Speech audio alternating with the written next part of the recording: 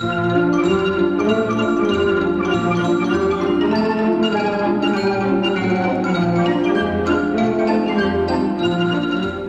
BBC presents My Word.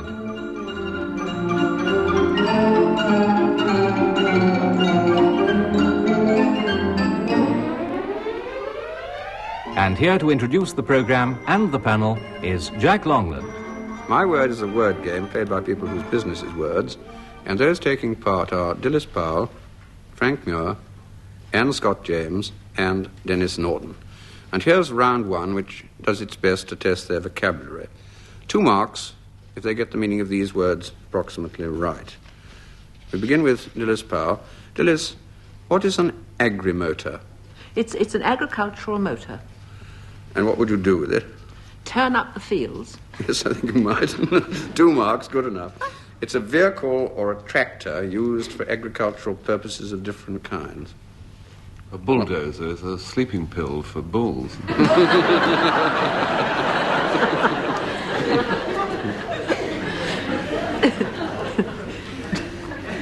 Now, quite a different one for Denis Norden. What is the meaning of axillary? When they were planning the Everest expedition, they put in for something for Sir Edmund to chop wood with for fire. They indented for 1 axillary.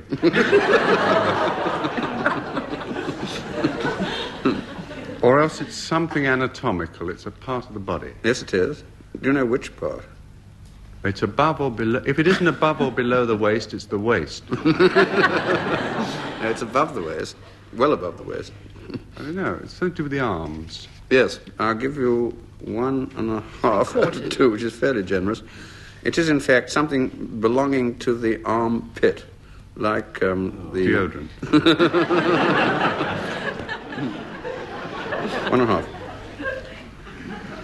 Anne Scott James, what is a micron? M-I-C-R-O-N. Or something very, very small. Very, very, very small indeed. Such as a tiny insect or a speck of dust or something even smaller than an electron. No, I think that's it's a millionth of an electron. That's going a bit far. It's a word that means even smaller than that. It's a millionth of an atom.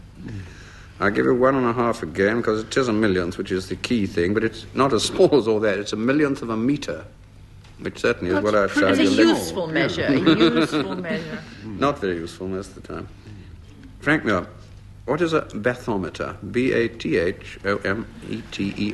Bathometer. Bathometer is a... It's a word the scientists use for a mother's elbow. A device for testing the temperature of the bathwater.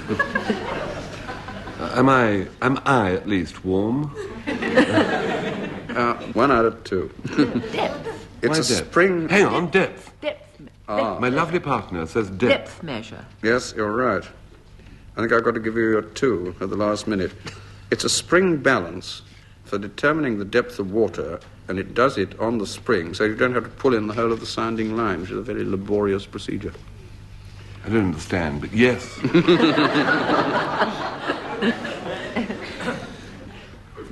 Well, before we begin round 2, I give each team a quotation for them to write down, and then I hope that the 2 women members of the team will go on studying those quotations, because at the end of the programme I shall ask them where the quotations come from.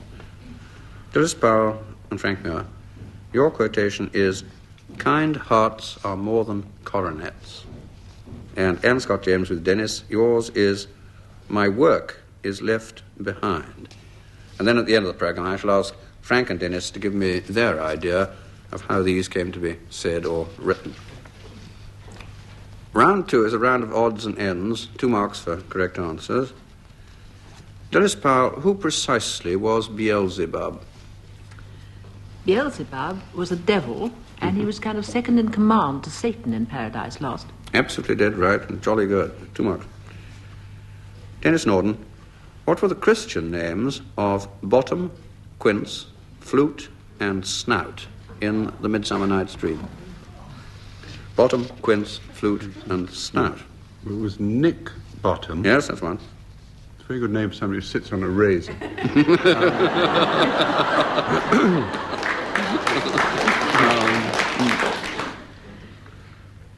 Peter Quince. Yes. Who else? Flute and Snout. Phil the Flute.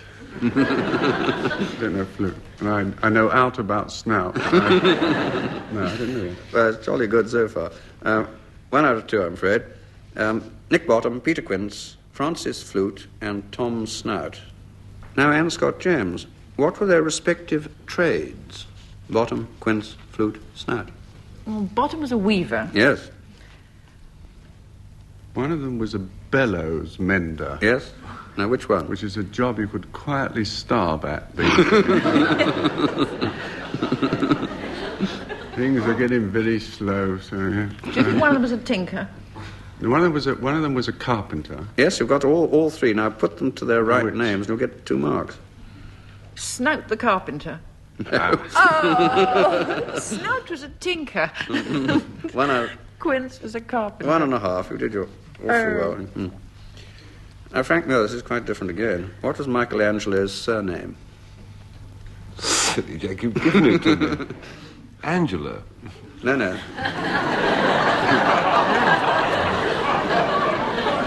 He was Michelangelo something. Oh, dear. Wait a minute, it's coming. I'm not certain, Jack, but was it Duxbury?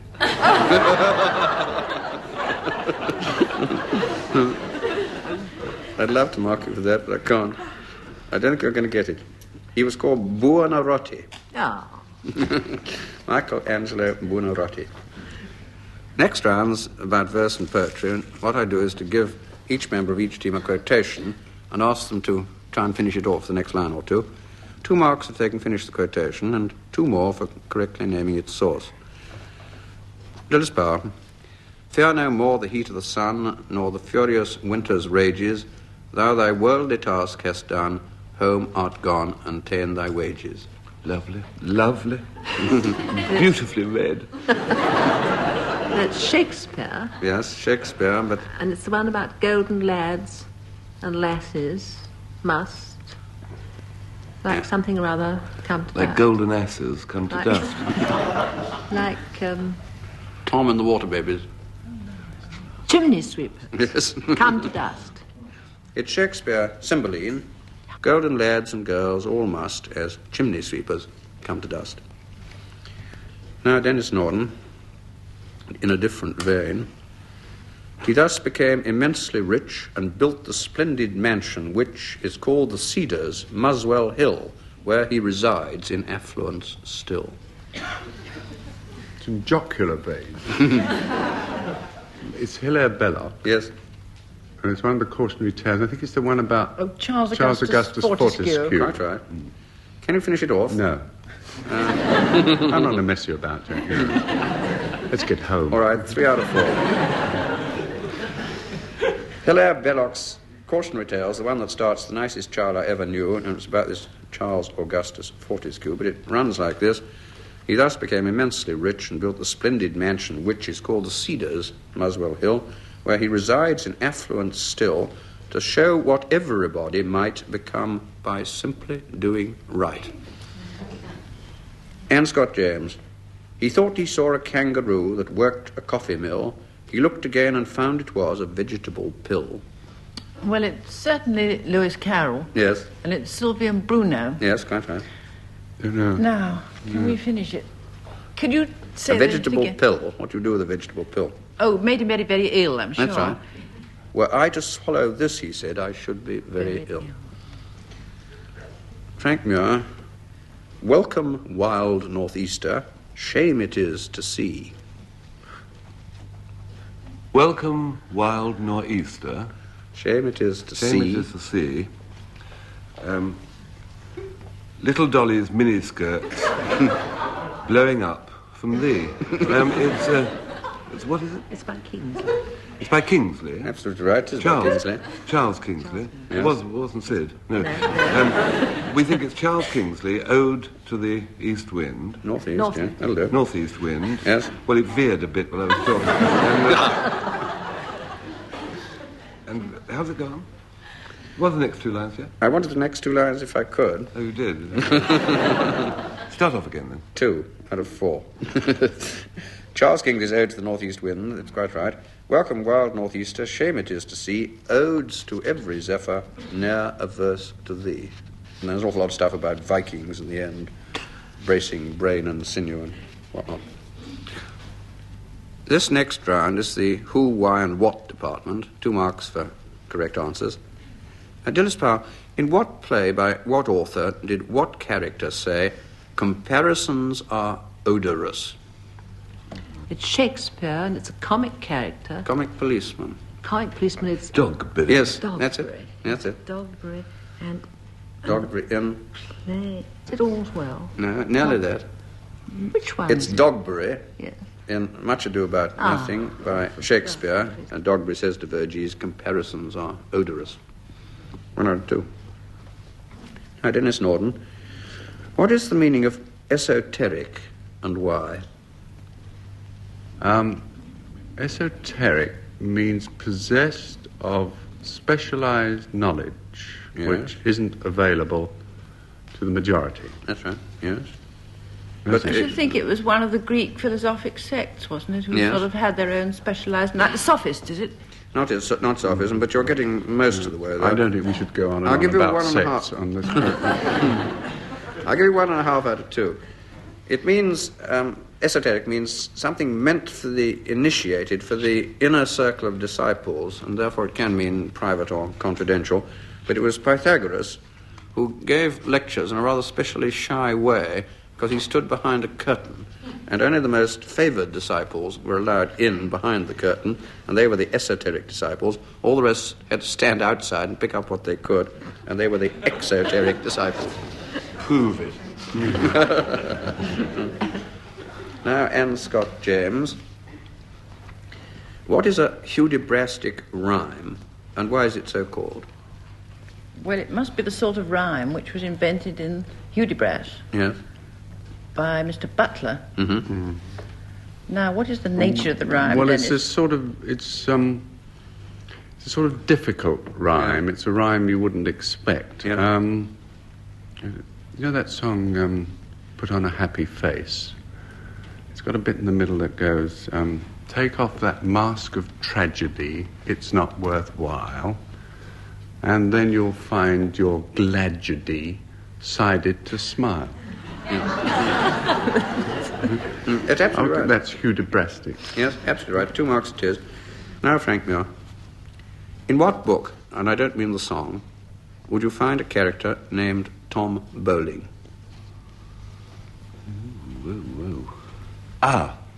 Isn't it in Smollett? Yes, quite right.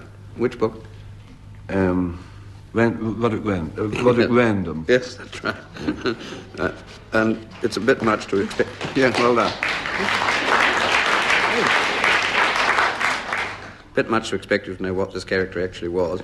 He wasn't the bosun, was he? Now, well, good enough. 2 marks I'll give you.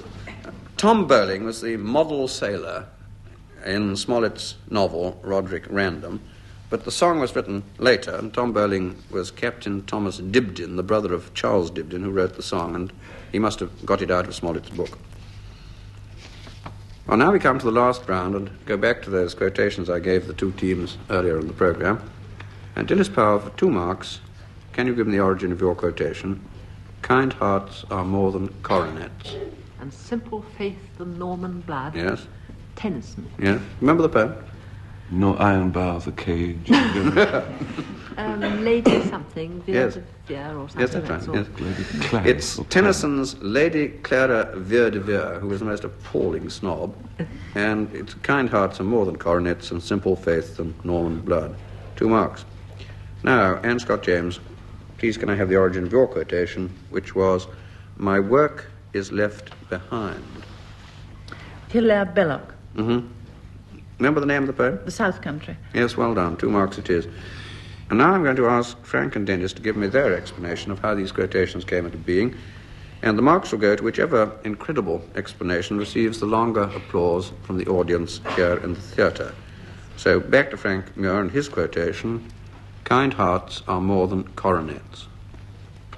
This is all I claim for this story is that it is substantially true, and it explains why when I returned with my family from our little medieval slum in Corsica about a month ago, why my relatives and close friends noticed a change in my appearance.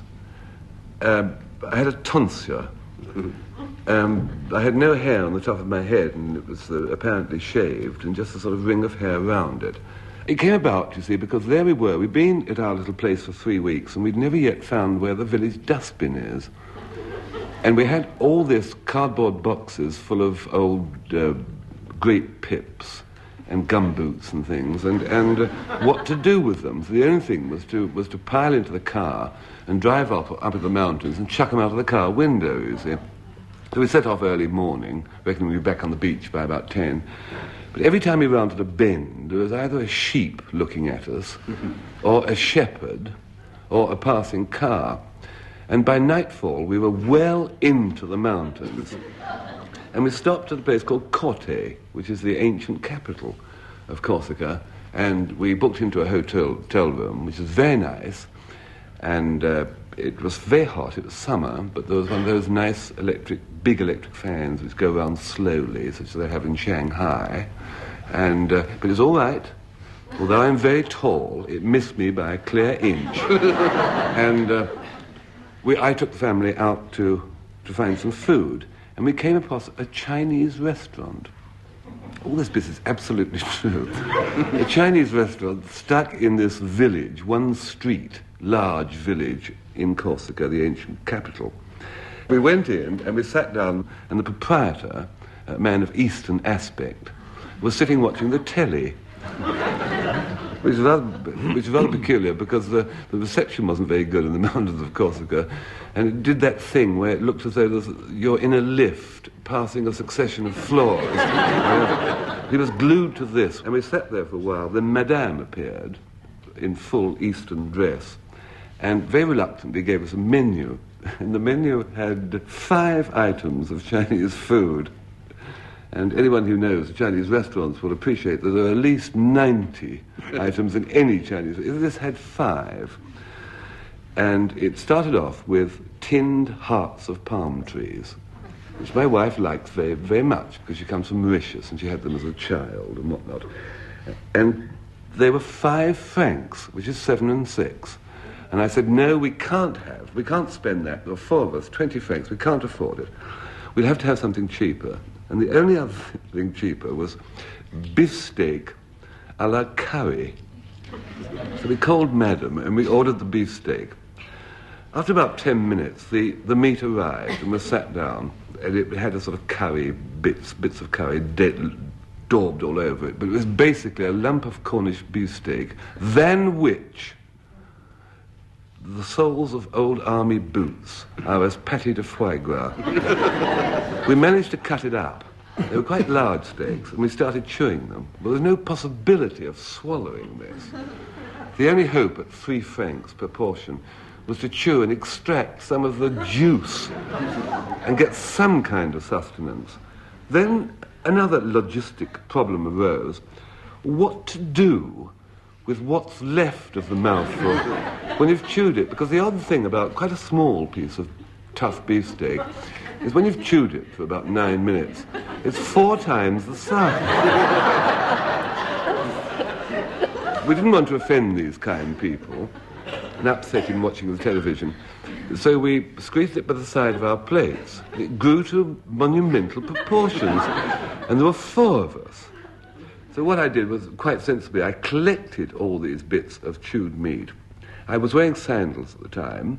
I unstrapped the sandals, latched them onto the last hole, pressed them into the sandals, and then put my feet in. It made me a little taller, mark you. When I got to the hotel, I thought I would empty them. So I raced into the hotel room, ran in. You remember me telling you about this electric fan which is going round? And you remember me telling you that it was all right because though I was tall, it was an inch above my head. Well, the actual amount of chewed steak I was wearing underneath my socks was 1 inch and a quarter. And so my head struck the electric fan blades and the top of my hair was cut off, and I came home with a tonsure, and all because it was, I was too mean to buy my wife and children the food they wanted, this tinned hearts of palm, rather than this dreadful meat with a curry on. So, really, that's really the whole story, as told in Lady Clara Vere de Vere. That do remember, and I shall always remember, that if you're in Corsica and you want to eat, even though it's more expensive, do have the Chinese food, even though canned hearts are more than curried meats.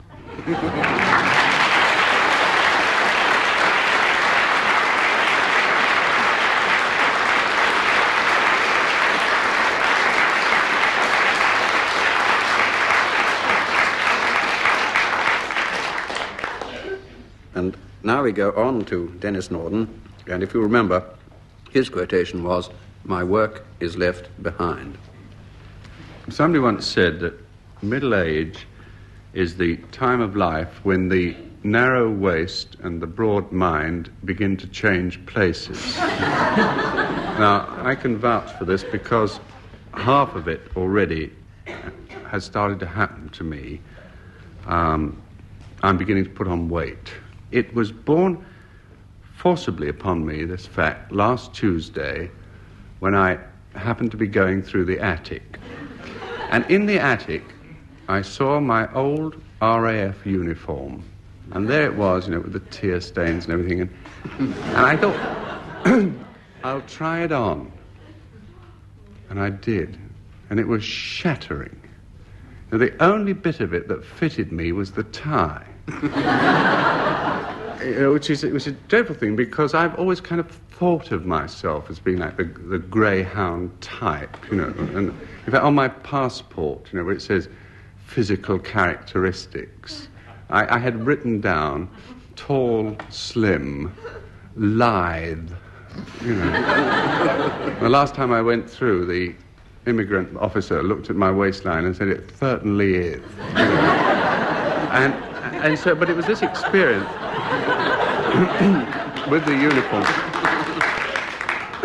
and I went downstairs and I stood sideways in front of a mirror and looked at myself, and sure enough, when I breathed out, I was like a full hot water bottle.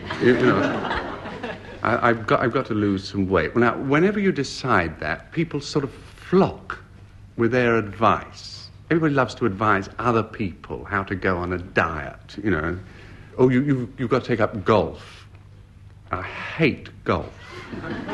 I think there's something that is psychologically wrong with a game where the person who hits the ball the most loses.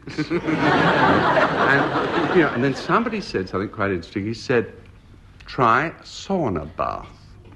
I don't know if you've ever seen these sauna baths. It's a habit that's come over here from Finland, so it was sort of finished before it started.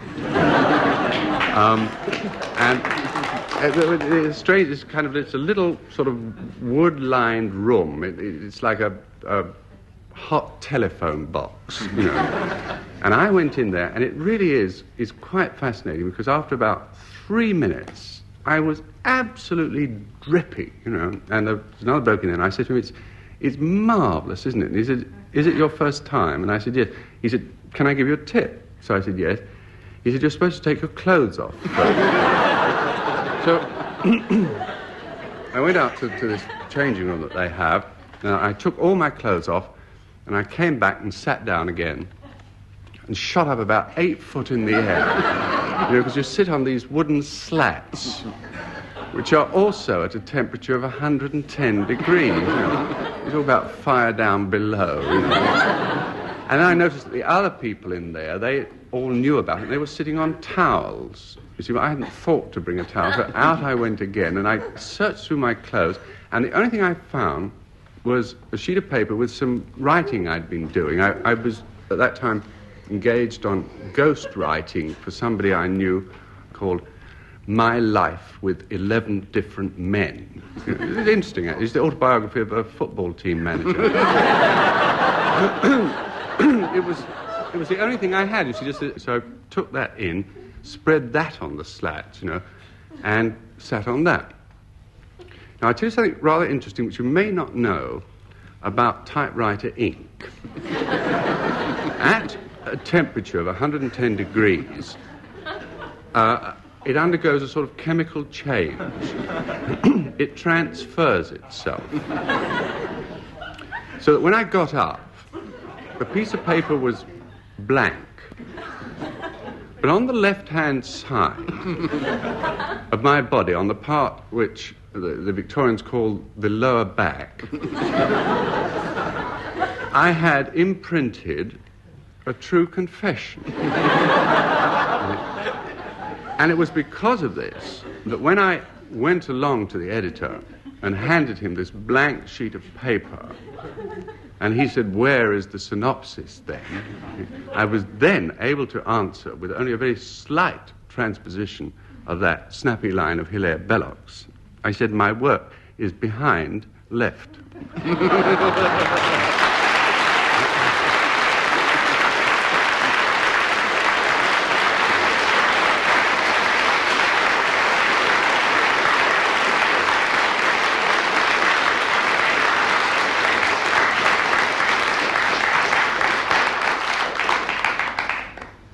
By your vote, Denis Norden wins the contest of the two stories, and therefore his team win this entire game by 1 mark. And that brings to an end this edition of My Word.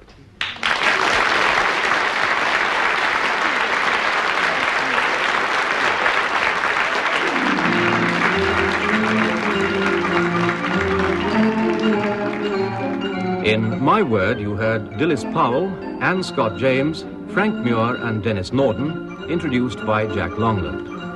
The programme was devised by Tony Shryan and Edward J. Mason and presented by the BBC.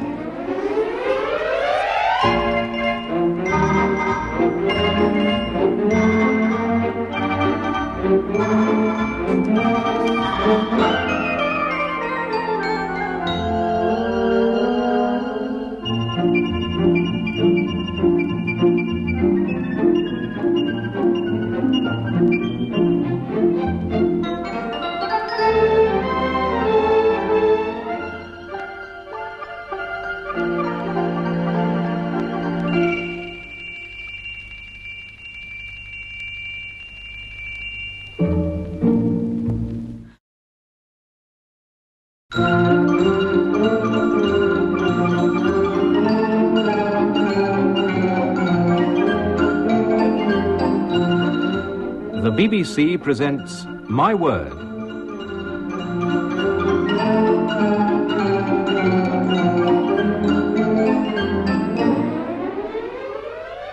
And here to introduce the programme and the panel is Jack Longland. My Word is a word game played by people whose business is words, and those taking part are Anne Scott James, Denis Norden, Dilys Powell, and Frank Muir. Round 1 tries to see if they've got any vocabulary. 2 marks if they get these words approximately right. We begin with Anne Scott James. Anne, what is a megaton? Well, something very large. Very large indeed. It sounds sort of word the Americans invented, too. I don't know if it's a real, genuine word. Mm-hmm. It's a million tons. Yeah, applied normally to. Oh, bombs, I should think. Yeah, that's good enough. 2 marks. It's a million tons. It's normally used as a measure of the explosive force of a hydrogen bomb, which is equal to that, which is a horrifying thought, of 1 million tons of TNT, which is a normal explosive. 2 marks. Frank Muir, what is nosography? Nosography. Nosography. Oh, it's a study of the nos. It is, in fact, but I want to know what nos is. Nos, nose, nose. Nos, no. It's the second lesson that opticians have to learn. The first is to do with the location of the ears. Otherwise, the spectacles might have a forward or backward movement. And the other thing is to locate the nos, or nose. Otherwise, they'll have an up and down movement. Nothing to do with eating. No, it's nosh. No, sorry. It's nosh. I'm sorry, you're not going to get it. It's a systematic description of diseases, and it comes from the Greek word nosos, meaning a disease. Sorry. Dilys Powell, what is or was a sibyl? She was a prophetess in the ancient world. And she very frequently sat on a rock under which there was a kind of volcanic smoke. Mm-hmm. And this rather cheered her up or drove her into a frenzy, and she prophesied and told people to go home and win a battle or lose it or beat their wives or whatever. Pretty accurate description. I think you get your 2 marks. To the Greeks, she was a woman who acted not only as a prophetess, Dilys, but as mouthpiece to some particular god, and she produced a whole series of oracles and prophecies, like the Cumean Sibyl. 2 marks. Denis Norden, what is a mangel wurzel? Well, a mangel wurzel is a sort of succulent Swede. It's a kind of a crop. Cattle eat it. I think you've got the essential points. That it's a root plant and it's used as cattle food. It is, in fact, a kind of beet. It can be used jocularly to denote somebody who's extremely rustic or rural, sort of countrified sound. But it is a German word, mangel meaning beet, and wurzel meaning root. And it just does mean beetroot. Well, before we begin round 2, what I do is to give each team a quotation for them to write down. And then the 2 women members of the teams, I hope, will go on studying those quotations, because at the end of the programme I shall ask them where the quotations come from. Anne Scott James and Denis, here's your quotation. Legs are staple products. And Dilys Powell and Frank Muir, yours is blow you, Jack, I'm all right. And then at the end of the programme I shall ask Denis and Frank to give me their idea of how these words came to be said or written. The next round's about verse and poetry, and I give each member of each team a quotation and ask them to finish it off the next line or 2. 2 marks if they can complete the quotation, and 2 more for naming author and poem.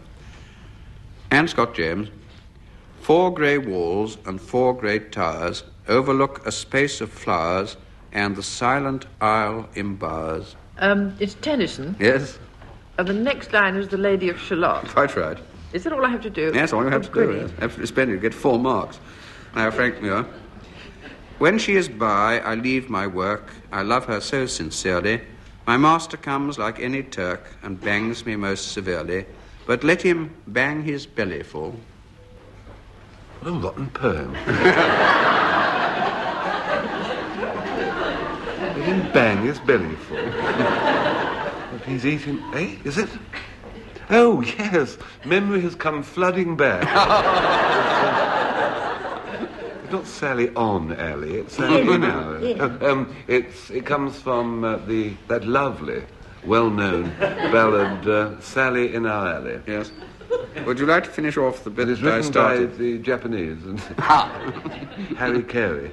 But, yes, quite right. Those 2, right? She's the darling of my heart. And she lives... She lives in Our Alley. 2.5. 3. No.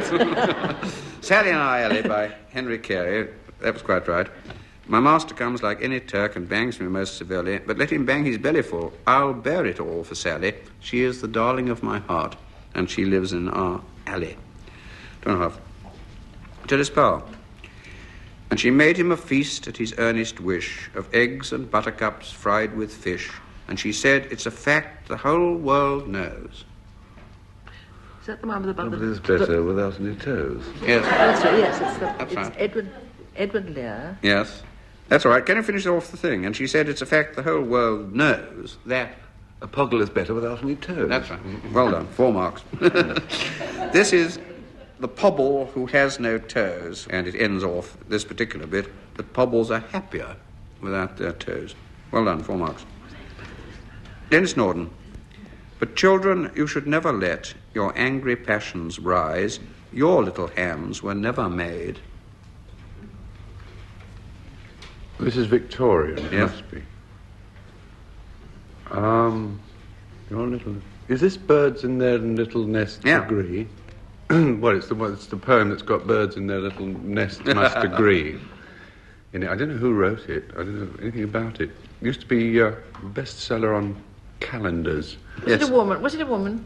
No. Oh, I thought it was one of those... No, there were lots of contemporaries who were women. This is, There's always lots of contemporaries. Not women, otherwise there wouldn't be any... Watts, was it? Yes, well done, yes. It was Watts. Oh, good. I'll help you a little, see if you can get the last line. But children, you should never let your angry passions rise. Your little hands were never made to... Gouge out children's eyes. Gouge out your sister's eyes. Yes, all right, that'll do. It's not absolutely dead accurate. It would have been a bit shocking to the Victorians. This is Isaac Watts' Divine Songs for Children. These were hymns. One called Against Quarrelling, and it ends, your little hands were never made to tear each other's eyes. I think you earn your 4 marks. Well, now we have a round of origins and derivations, which is a bit more complicated. 3 marks possible if members of the team can first of all define the present meaning and then give me the origin and derivation of these words or expressions or phrases. Anne Scott James. Diamond. Well, it's an enormously precious and valuable stone, which are a girl's best friend. Yes, that's fair enough. Isn't it strange that diamonds are a girl's best friend, but a dog is a man's friend? Have you ever pondered? Yes. What's it made of? Yeah? What's it made of? Oh, sort of something earthy or airy or Depends what who have gives you. it to you, dear, actually. Yes, exactly. All right, a diamond is a colourless or tinted precious stone made of pure carbon crystallized into octahedrons. But it's a corruption of this Greek word adamas or adamant, meaning untamable, something that can't be subdued. And that comes from the fact that a diamond can cut other substances but can't be cut itself normally by anything except another diamond. And that's why it's come to mean, the word adamant, a general meaning of hardness or firmness. Frank Muir, Dundreary whiskers. Dundreary whiskers are long sideboards. Yes, it comes from? It comes from a play. Yes. A very famous play of its time called Our American Cousin. Well done. And the character in it, who was a sort of archetypal stupid nobleman, was called Lord Dundreary. And it became very fashionable in London and in America too, actually. And chaps went around and grew Dundreary whiskers. Such was the rage the play had. Hold on, Frank. Dilys Powell, Armageddon. Armageddon was the kind of battle between good and evil forces which were supposed to bring about the end of the world, I thought. Yes, that's right. It was the First World War was often referred to as Armageddon. Mm-hmm. Yes, I think that'll do. I think you'll get your full marks for that. It's the name given to the battle which is supposed to be proving one day to be the great and final battle between the nations just before the Day of Judgment. And it derives from the name given to the site of this battle in Revelations in the Apocalypse. And he gathered them together in a place called, in the Hebrew tongue, Armageddon, and there was the battle of that great day of God Almighty. Denis Norden, what is a solecism and why so called? Solecism is a breach of good manners or etiquette. If you are at a dinner and you quaff your wine and instead of eating the peas with a fork, you put them in the groove of a stick of celery and roll them down. That would be a solecism. Now, it also means a word. Yes. It's become to be used as a word, or it was originally a word used wrongly. I don't know, one preceded the other, as these things always do. It's a deviation from correct grammar or blunder in your speaking or writing, but also, as Denis quite rightly says, it has come to mean a breach of good manners or an impropriety. But the original meaning was the verbal mistake, and it comes from the Greek soloikos. It came from the town of Soloi in Cilicia, where there were barbarians, according to Greek ideas, who spoke rather incorrectly, because the town had been taken over by Athenian colonists who spoke a very debased form of Greek, and in consequence the word solecism began to happen. Now we come to the last round and go back to those two quotations I gave the teams earlier in the programme. For 2 marks, and Scott James, can you give me the origin of your quotation? Legs are staple products. Well, it's not often that I really know the answer 100% for sure, but this time I'm certain of it. A tycoon was talking to Flo Ziegfeld and discussing what he should go into, and whether she'd go into steel or into chemicals or into railroads, into oil.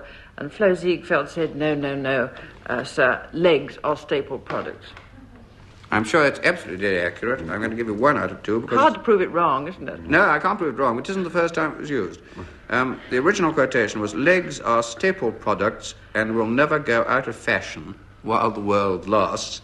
And this was 2 characters who were flourished in about 1866 called Jarrett and Palmer, and they were speaking about a famous and magical and spectacular drama which they themselves had produced, which is, I suppose, mainly legs. Well, now, Dilys Powell, I'd like the origin of your quotation. Blow you, Jack, I'm all right. I'm bound to say I know it in a rather ruder form. Yes, there are lots of forms, but I hope you won't repeat it. A polite version, a sayable version of the naval version is take the ladder away, Jack, I'm fireproof. It's what you ask Jack to do, which is the variable, really. That's it, yes, and we won't go into that at all, Frank. Blow you, Jack, I'm all right. There's a film, too. There was a film, yes. This is a services expression from World War II, and it exists in many versions, including a film with Peter Sellers in it. Well, now I'm going to ask Denis and Frank to give me their explanation of how these quotations came into being, and on this occasion the marks will go to whichever incredible explanation receives the longer applause from the audience here in the theatre. So back to Denis Norden with his legs are staple products. In a previous programme, I went binding on at some length and considerable depth about the fact that I'd put on some weight and had to lose some, was told to lose some. And losing weight is just about the most boring and dreary thing that one has to do nowadays. First, it's all those calculations you have to make the whole time, you know, how many calories are there in the glue on the back of trading stamps, you know, and the kind of mean little stratagems you have to get up to, like working out that you'll get a better reading on the weighing machine if you shave before you get it. As enough intrigued the people in the chemist shop that does as well. And finally, I did this for some weeks, and I got fed up with it. I got absolutely fed up with it. And it was the doctor who told me. And I went along to him and I said, why have I got to lose weight? I mean, what do you base your calculations on?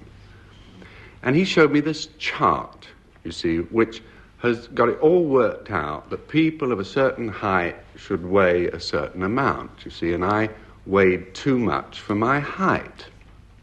Well, the solution came upon me in a flash. Instead of going through all this business of losing weight, the thing to do is to gain height. You see, well, the doctor immediately saw the logic of this.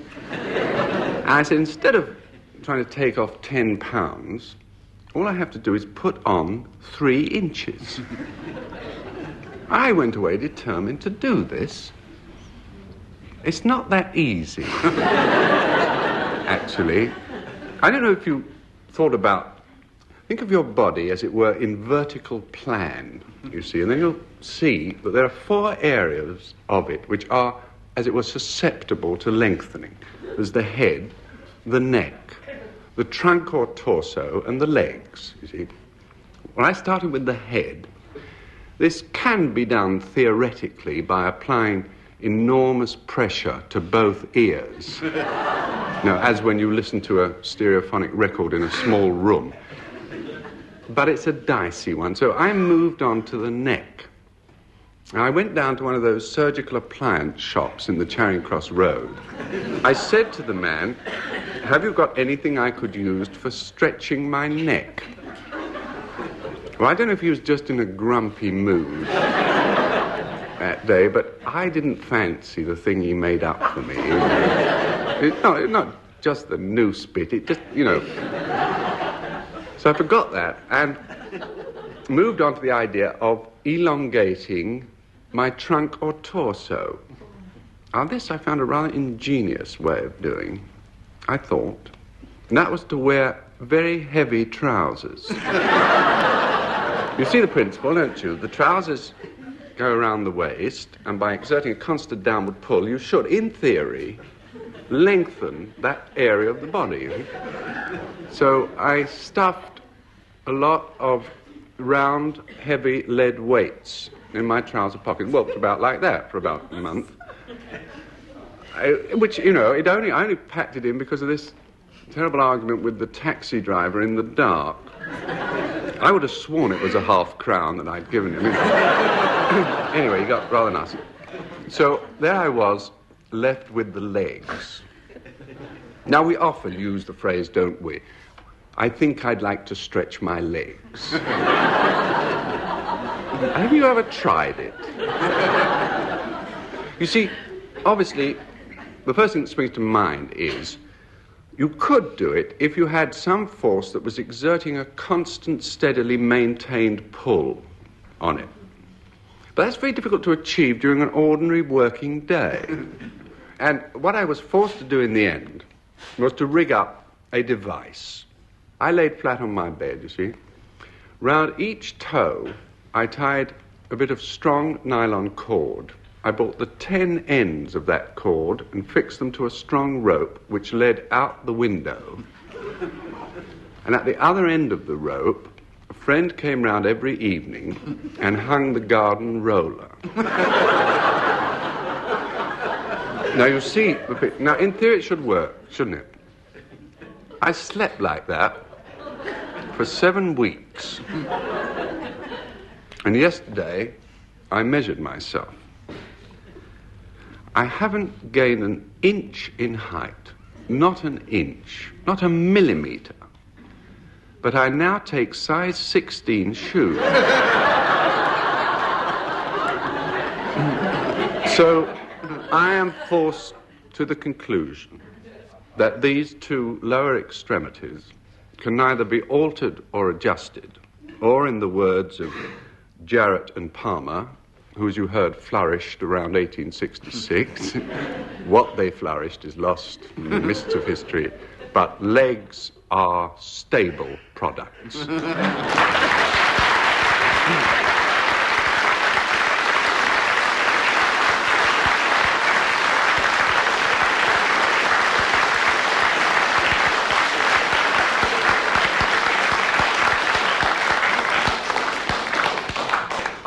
Well, we shall have to tell Denis about the Tower of London and the rack. He might try that next time. And now, back to Frank Muir, and if you remember, his quotation was, "Blow you, Jack, I'm all right." At 11:45 last night, I suffered the final humiliation, the final social degradation. I was breathalyzed. Now, for those of our listeners overseas, or who work in lighthouses, or members of the government, all those people who are out of touch with daily life in these islands as they are lived, I must explain that the police have brought in now this breathalyzer test thing. If they suspect the driver's been drinking, you blow into a plastic balloon, and then you let it go. Rather like at parties, where they usually, when you let it go, they blow a raspberry. But if you've been drinking, the raspberry that it blows at you is a raspberry to the extent of £100 fine, 4 months in jail, and disqualification for driving. I live in a village, Thorpe, in Surrey, and the trains don't go there. There's only one bus an hour, and it leaves the stop at the end of my gate, and it doesn't arrive anywhere. It just sort of goes. It must lose an awful lot of buses in a year. So one has to have a car. Well, the obvious answer, people say, well, it's quite easy. If you've been drinking, you just have a hired car.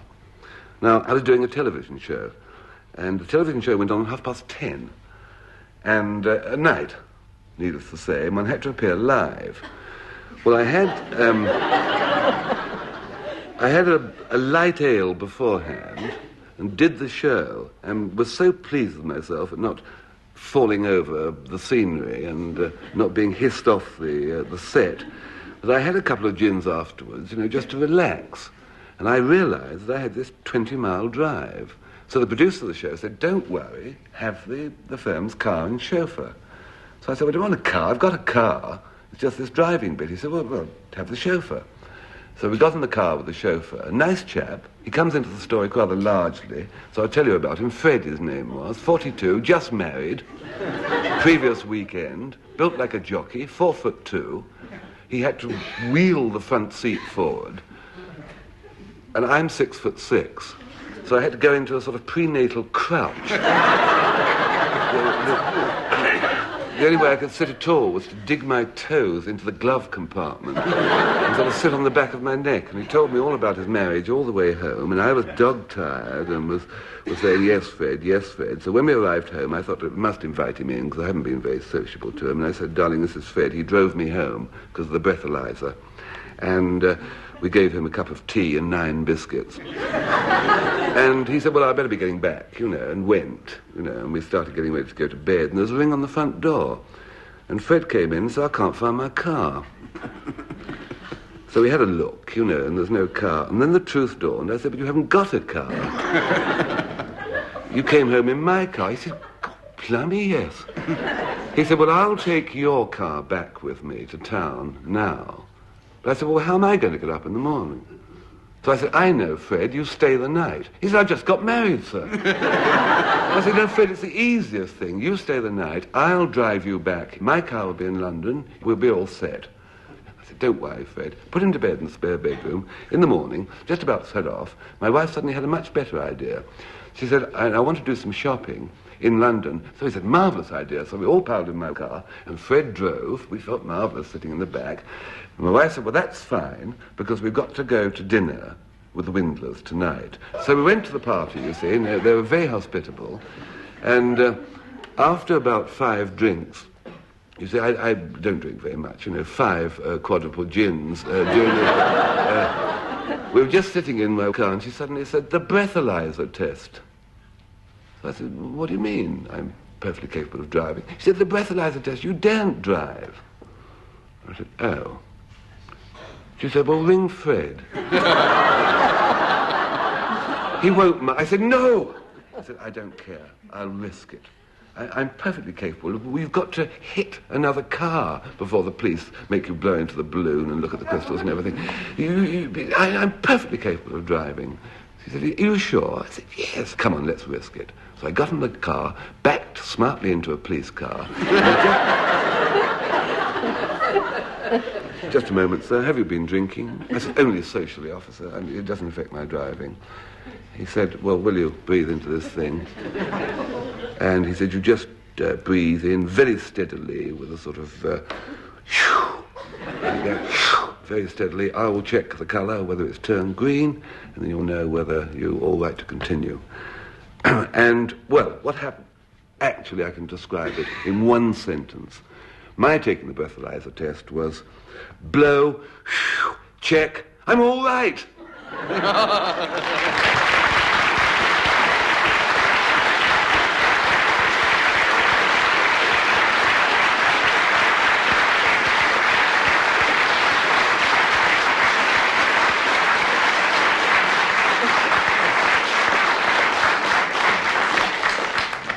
I'm bound to warn Frank that it won't work a second time.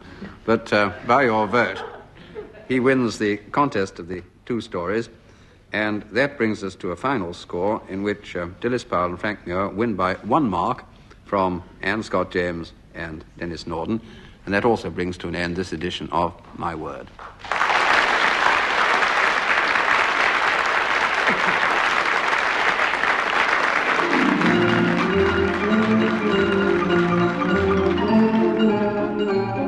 In My Word, you heard Dilys Powell, Anne Scott James, Frank Muir and Denis Norden, introduced by Jack Longland.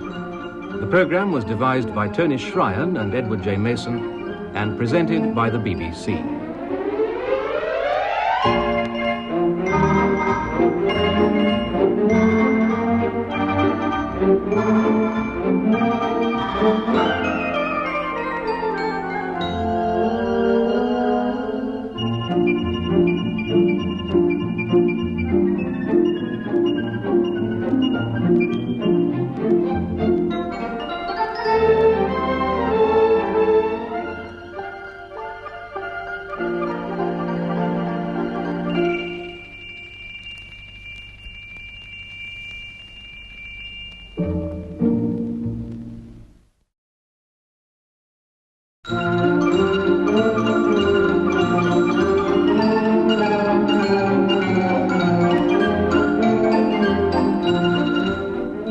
BBC presents My Word.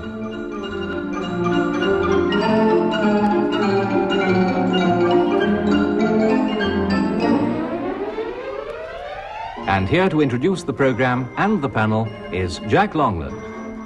My Word is a word game played by people whose business is words, and those taking part are Frank Muir, Dilys Powell, Anne Scott James, and Denis Norden.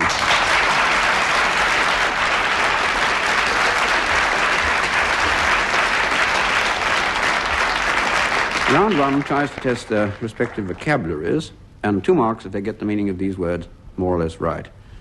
We begin with Dilys Powell. Dilys, what is a microseism? It's a rather small bite.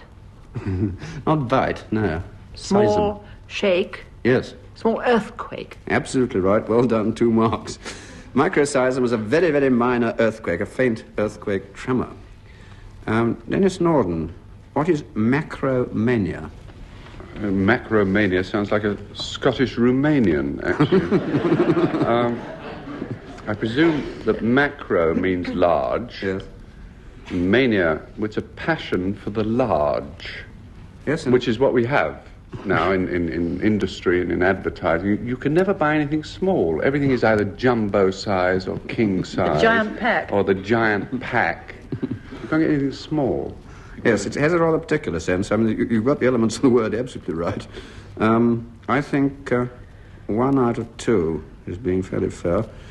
It's, in its particular sense, it's a delusion in which the patient sees everything very much larger than natural size. Even if they are already jumbo, he makes them super jumbo. Yes, that's advertising. Yeah. Anne Scott James, what is a cleft? K-L-E-P-H-T, a cleft. Oh, it's a rough type. Very rough type. A sort of brigand Yes, where? in Greece. Mm-hmm. Greek brigand. Yes, do you remember how, how they started? Well, they were anti-Turk, Yes, or sort of early underground. that's right. That'll do. 2 marks it is. It's one of the Greeks who, when the Turks conquered Greece in the 15th century, didn't just give in, but ran off to the mountains and shared their independence there, and in the end had to live by brigandage, and therefore it does come, as Anne says, to mean a Greek brigand. Cleft, 2 marks. Frank Muir, the meaning of ignivormous. Igni, something to do with matches or fire. Yes. Nuvus. Fire eater. Not quite. I think you might have to do that first before this happened. Oh, sorry about Heartburn. Frank was thinking. Frank, go on swallowing fire, but what happens after you've swallowed fire, apart from the heartburn? I mean, you're not very comfortable, are you? No. You would presumably eructate. Yes. It's a smoky burp. That's it. That'll do. It means vomiting fire. That's I a think useful more often expression. applies after an Indian restaurant. I think it more often applies to a volcano than it does to Frank Muir, but never mind. Now, before we begin round 2, I give each team a quotation for them to write down, and then the 2 women members of the team will, I hope, go on studying those quotations, because at the end I shall ask them where the quotations come from. Dilys Powell and Frank Muir, your quotation is, "I'd walk 1,000,000 miles for one of your smiles." And Anne Scott James and Denis, yours is, "Imitation is the sincerest form of flattery." And then at the end of the program, I shall ask Frank and Denis to give me their idea of how these came to be said or written. Well, now a round of origins and derivations, and 3 marks this time, if members of the team can first of all give me the present meaning, and then tell me where it comes from, the origin and derivation of a word or an expression or a phrase. We begin with Dilys Powell again. Dilys, to draw blank. Present meaning first. Draw blank means that it just is no good. Whatever you've looked for, it's not there, or draw blank. So drawing a blank or drawing blank? No, drawing blank. Drawing blank. Jousting. No. No, not jousting. Not... Stubbs drew a racehorse called Blank. Does that count? He didn't really. I'm just trying It's to get... fox hunting. That's it. Fox hunting. Fox hunting, what do you do? When you don't. I'm always very pleased. Start a fox. Yes, I see. 2.5. No?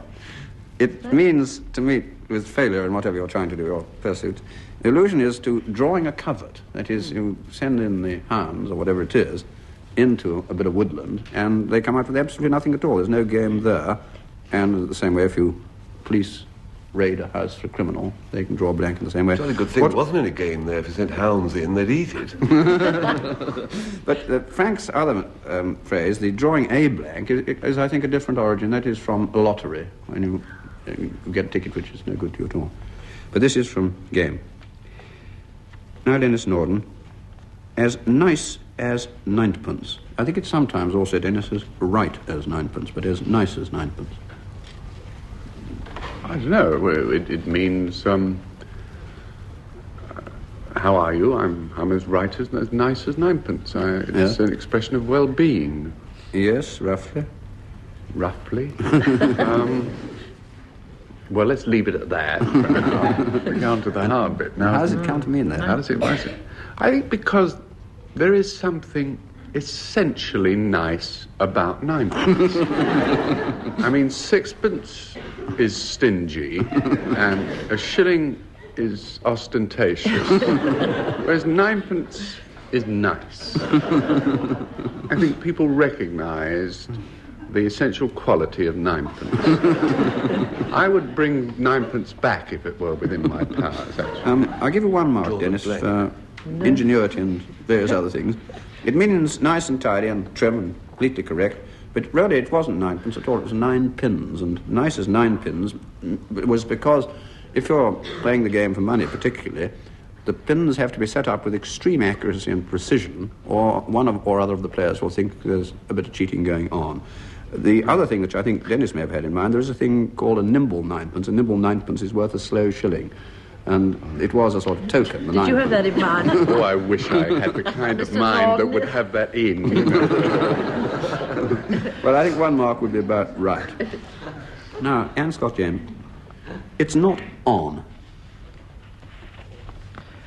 Well, it means it simply isn't a feasible possibility. Yes.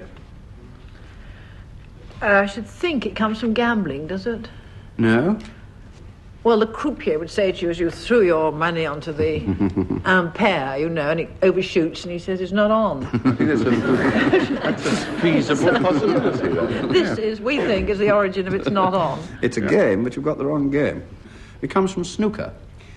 When the object ball is completely blocked by another ball, then that particular shot isn't on, and you are, in fact, snookered. So it comes from that particular game. 1 out of 3. Frank Muir, not up to the mark. That means not up to the necessary standard. Yes. Well, it's used to come to a lot of derivations of this, Jack. There's whether... Is anything to do with a notched stick? No. Think about gold and silver. Oh, the hallmark. Yes, I helped you out a lot, though. I'll give you one. It isn't sufficiently pure silver to have the... That's right.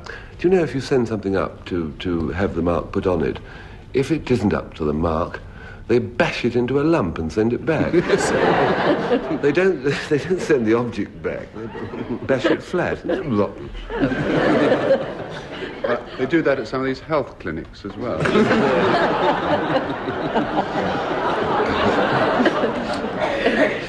Well, try and recapture a little meaning out of this. Not up to the mark means not feeling so good or not of a high enough standard to rank with other people who are in for the same contest. And it does come from the mark which the assay office fixes or imprints on gold and silver, and it has to be up to a certain standard of purity, the metal, before this mark is put on it. And if it's not up to the mark, these terrible things happen that Frank has described. The next round is about odds and ends of almost completely useless information. 2 marks for correct answers. Dilys Powell, what's an omnibus train? Omnibus train? It's a rather slow one. It stops at a lot of places. That's why it's omnibus. It stops. It stops at Omnibus at all places, all stations. Yeah, absolutely right. 2 marks you get. Particularly in France. Well done. 2 marks.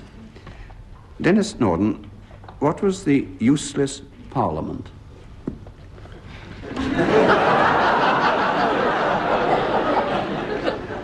Somebody in my club, which is the Odeon Saturday Morning Club, once said that the trouble with political jokes is that they practically always get elected.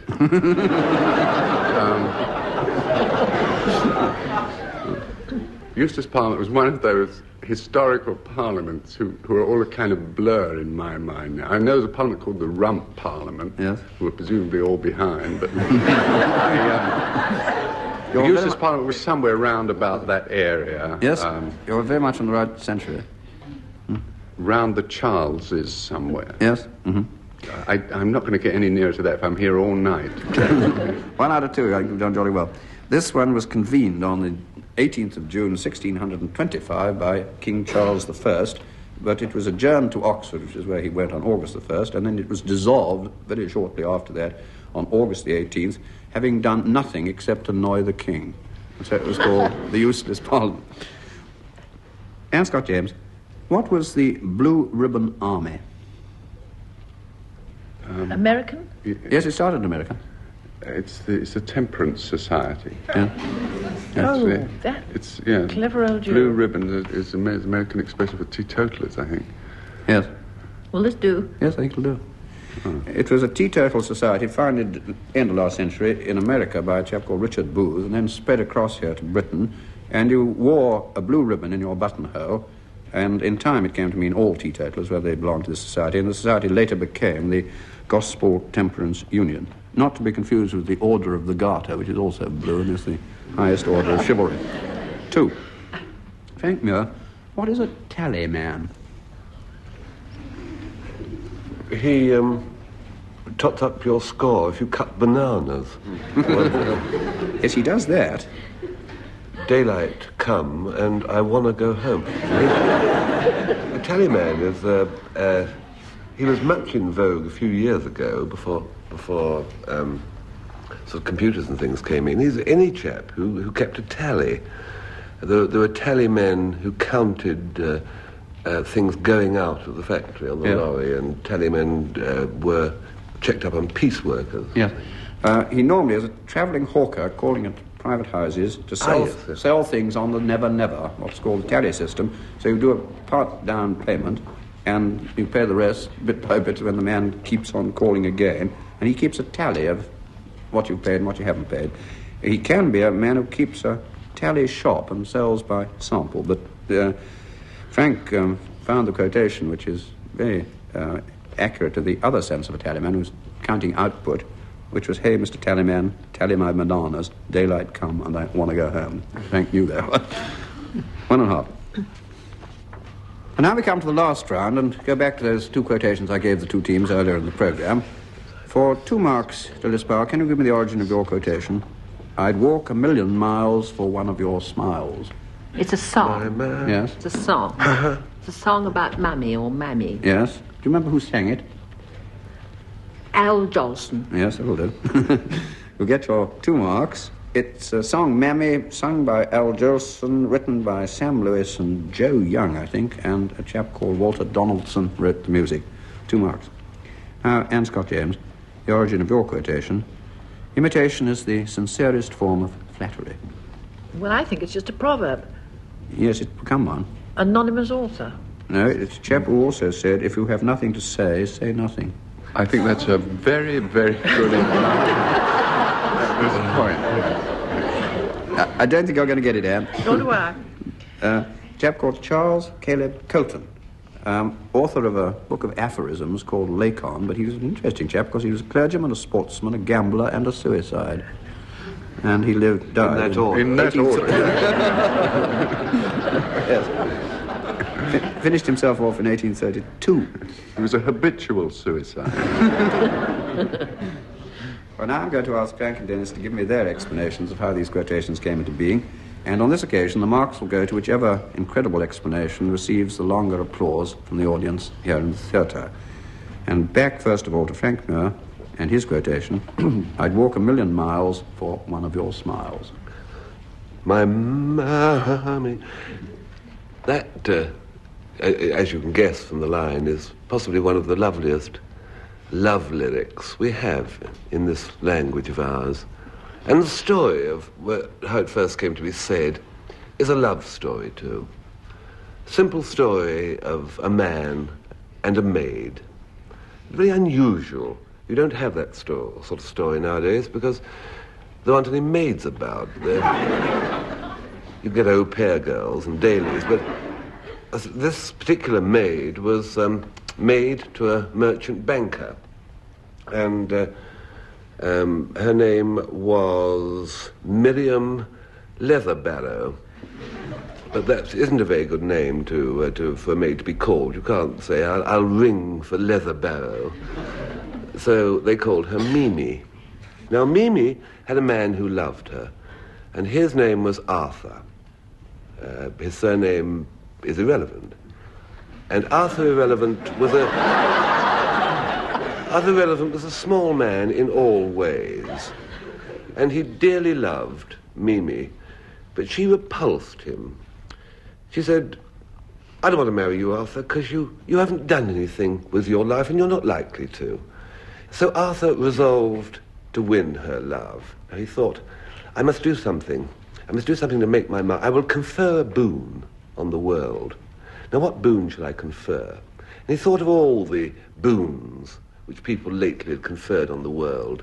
For instance, the ichthyologist, the fish scientist, the one who, in the deep waters off Iceland, who discovered a new sort of fish, a fish that, instead of fins, had a whole row of square things on the edge of its stubby fin, about 3.5 inches long and 3/4 inches square. And when these are chopped off and frozen, they tasted like cod. And this fish, the one with his fingers, he conferred a boon on the world. And Arthur thought, what sort of boon could I confer? Now, Mimi was very worried about her employer, who was a very sort of sociable sort of man and used to drink quite a lot in the evenings. And he's always grumpy at breakfast and used to throw boiled eggs at her. And she said, Arthur, I am worried about him, you know. Why is he so irritable in the morning? And Arthur thought, that's it. I shall devote myself. There's a boon I could confer. If I could somehow make him happier in the morning. So he found out that people are miserable in the morning, men who are sociable, because their stomachs are upset. And Arthur found that the reason their stomachs are upset is because the stomach isn't getting enough bile to digest. So Arthur thought to himself, if I could find some way of waking up the liver and sending the bile into it, you see, I could make men happy and cheerful at breakfast. A boon indeed. It's really the stomach which has got to send the message to get the bile up. So he thought, now, if I sent it down something he didn't know what it was, stomach didn't know what it was, it'd be so shaken. So he filleted a sugared almond. It's a very difficult thing to do, to get the nut out and just leave the sugary thing. And into that, he stuffed a mixture of ground up herbs and a little bit of jam, and he closed up the hole and he popped it down, he swallowed it. There was a pause, and there were gurglings in his tummy, and suddenly, beautiful peace. He found his answer. So he had these pills, he made them up, and he gave them to Mimi's employer, and Mimi's employer took them, and he was a marvellous man at breakfast. He was smiling and placid. And Mimi said, why did you spend all that time? He said, I wanted to make you happy, Mimi, so your employer wouldn't throw boiled eggs at you. And she gave him a beautiful smile. And then he said what I think is one of the loveliest lines, one of the loveliest love lyrics in our language. He said, I'd wake 1 billion biles for one of your smiles, my Mimi.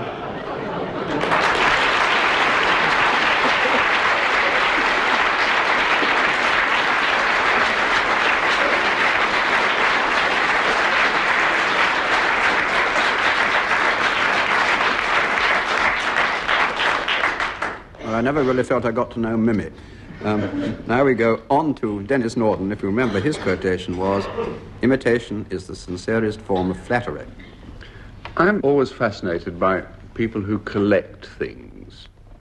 On my 13th birthday, my parents gave me a stamp album as a surprise present. Surprise in the sense that they'd promised me a 3-speed bicycle. But I took to it. It was in the early 30s when I was around about 13. It wasn't in the early 30s, it was in the late 30s when I was around about 13. And stamp collecting was fun then because they had a lot more countries, which, you know, but fascinating countries. Estonia they had, and Latvia, and a marvellous place called Bosnia and Herzegovina. And I don't know why we ever got rid of Bosnia and Herzegovina. I have a theory it's because of the Miss Universe contest, actually, that you could never find a girl big enough to write Bosnia and Herzegovina. And I would have had today a very, very valuable collection, except that I sort of kicked the habit because I met this girl philatelist. I met her purely by chance on mixed bathing day in the Mayor Street bars. I'll never forget as she stood there, as I looked at her, she's under this sign that said, "Please wash your feet." And as I looked, I then realised for the first time there was more to life than the Cape of Good Hope triangle. I didn't know she was a girl philatelist at that time, but we got introduced by a mutual friend who was called Lefty Robinson, who was also a very nice girl, but, you know. And I was interested with this girl, and I think she'd taken up philately, this girl, because of her name, which was Penelope Schwartz, which she changed to Penny Black. I think this kind of led her to it. But anyway, we had this mutual interest, and we used to meet every night and go in the school library, and there is something when two people are close and are sticking their tuppenny Bechuana lands in together. There is a kind of bond, you know. But my mind wasn't really on it. I used to watch her as her head bowed over the album, and one day I said to her, "Give us a kiss." And she said, "What will you give me?" As my first brush with the essence of womanhood, you know. And I said, "Well, what do you want?" She said, "A stamp." Well, that was all right. So I gave her a Guatemala Constitutional, and she gave me Bliss. Well, I was onto something here, and I knew it. By the end of the week, I had no British colonies left at all. You know, and we had a lot of colonies in those days. Our affair lasted for 3 months at this kind of rate of exchange. The rarer the stamp, the more the delight. The pages of my album slowly emptied, and on the night that I finally handed over my pre-cancelled British Guiana, I realised I had found a new and more lasting hobby. So, I would say, on the basis of this experience, with my empty album, to any stamp collector, never mix up your stamp collecting and your love life. Because, as the old proverb doesn't really have it, infatuation is the severest form of philately.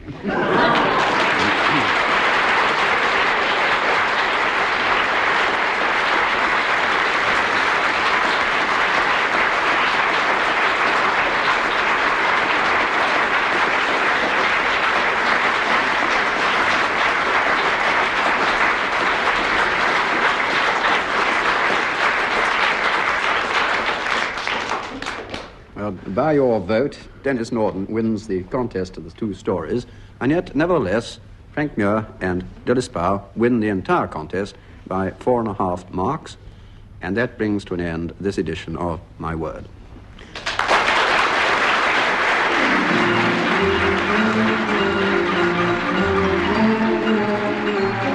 In My Word, you heard Dilys Powell, Anne Scott James, Frank Muir and Denis Norden, introduced by Jack Longland.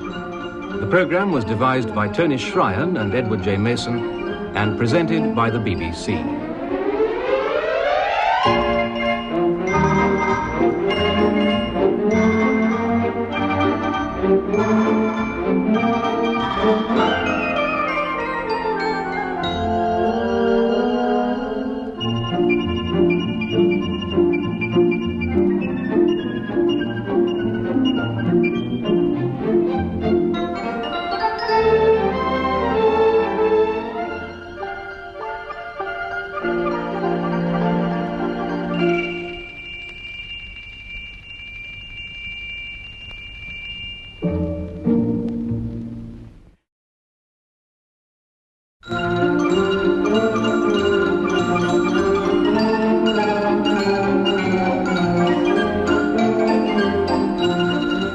The BBC presents My Word.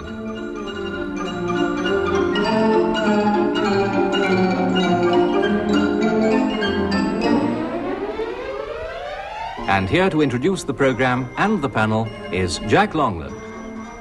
My Word is a word game played by people whose business is words, and those taking part are Anne Scott James, Denis Norden, Dilys Powell, and Frank Muir.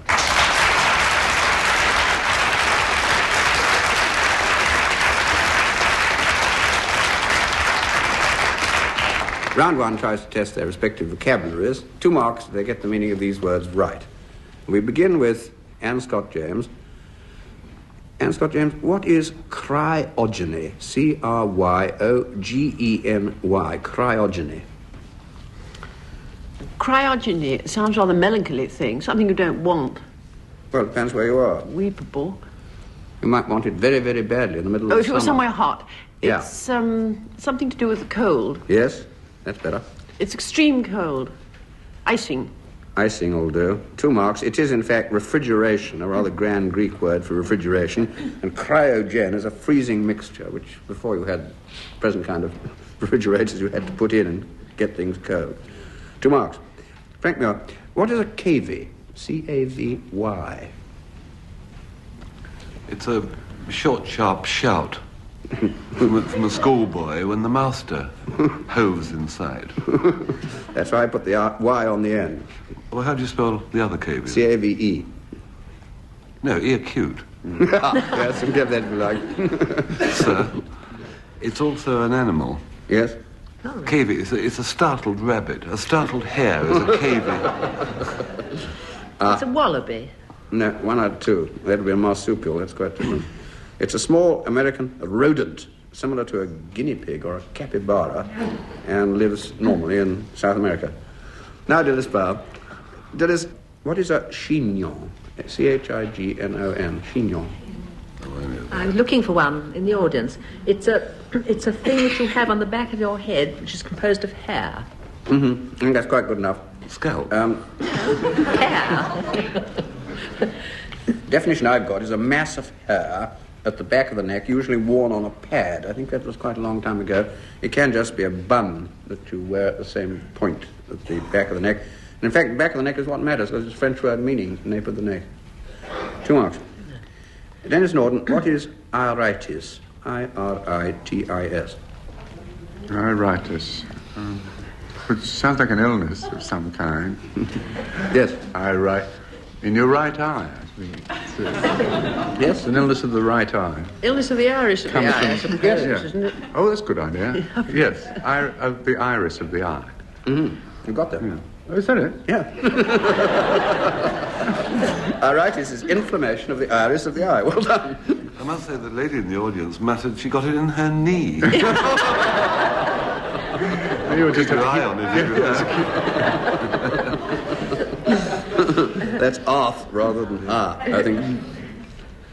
Well, before we begin round 2, I give each team a quotation for them to write down, and the 2 women members of the team will, I hope, go on studying those quotations, because at the end of the programme, I shall ask them where those quotations come from.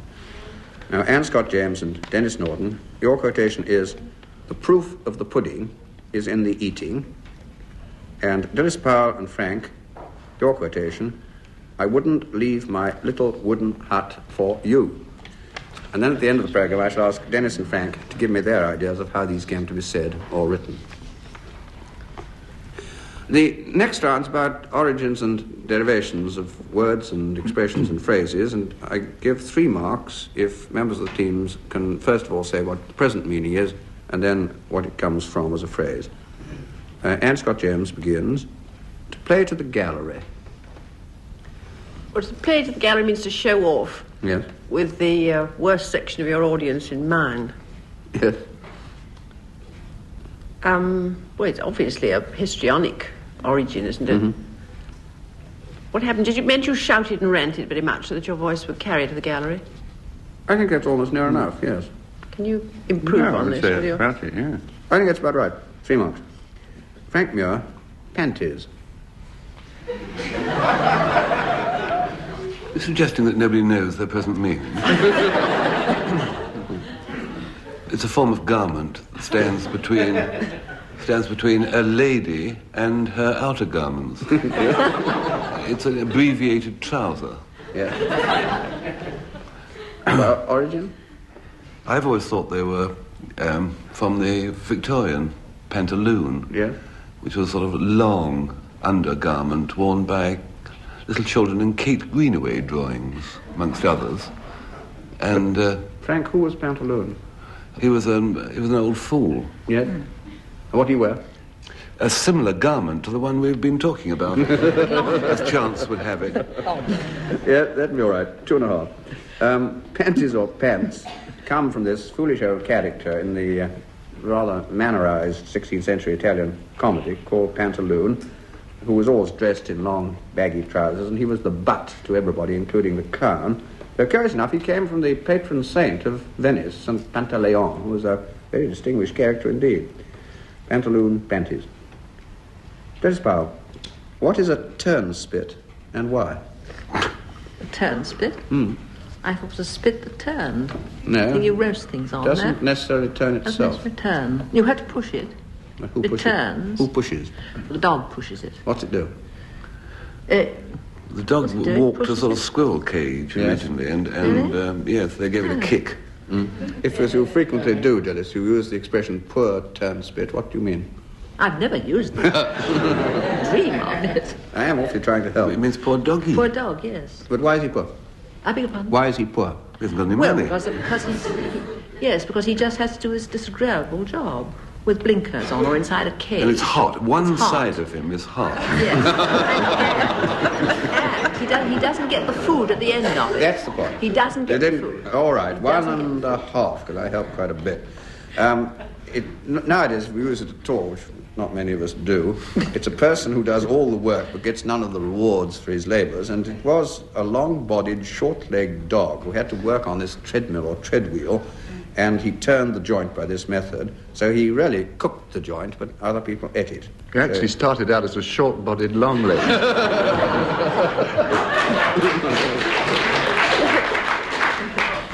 Denis Norden, stuck up. Well, it means what? Snobbish, pretentious, conceited. And it comes from, I suppose it comes from having your nose.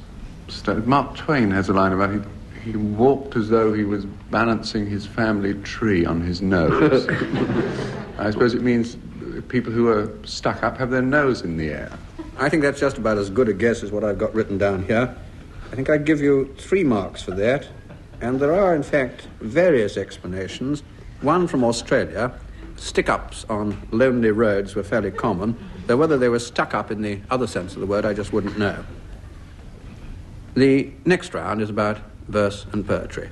What I do is to give each member of each team a quotation and then ask them to complete it with the next line or so. 2 marks if they can complete the quotation, and 2 marks if they can give me the author and the source. Beginning with Anne Scott James. And will not say, when my bell of quittance is heard in the gloom, and a crossing breeze cuts a pause in its till they rise again, as they were a new bell's boom. sing I it. can't understand a word. I think it's a translation from the Serbo-Croat. Is it worth knowing? Yes. Very well worth knowing. Is it? Oh, we don't know it. No, No. We've got to I can't help it. just No. learn from you, Jack. It's Thomas Hardy. It's called Afterwards, and this bit goes, and will any say when my bell of quittance is heard in the gloom, and a crossing breeze cuts a pause in its outrollings, till they rise again as they were a new bell's boom, he hears it not now, but used to notice such things. Terribly difficult, isn't it? Yeah. And now Frank Muir.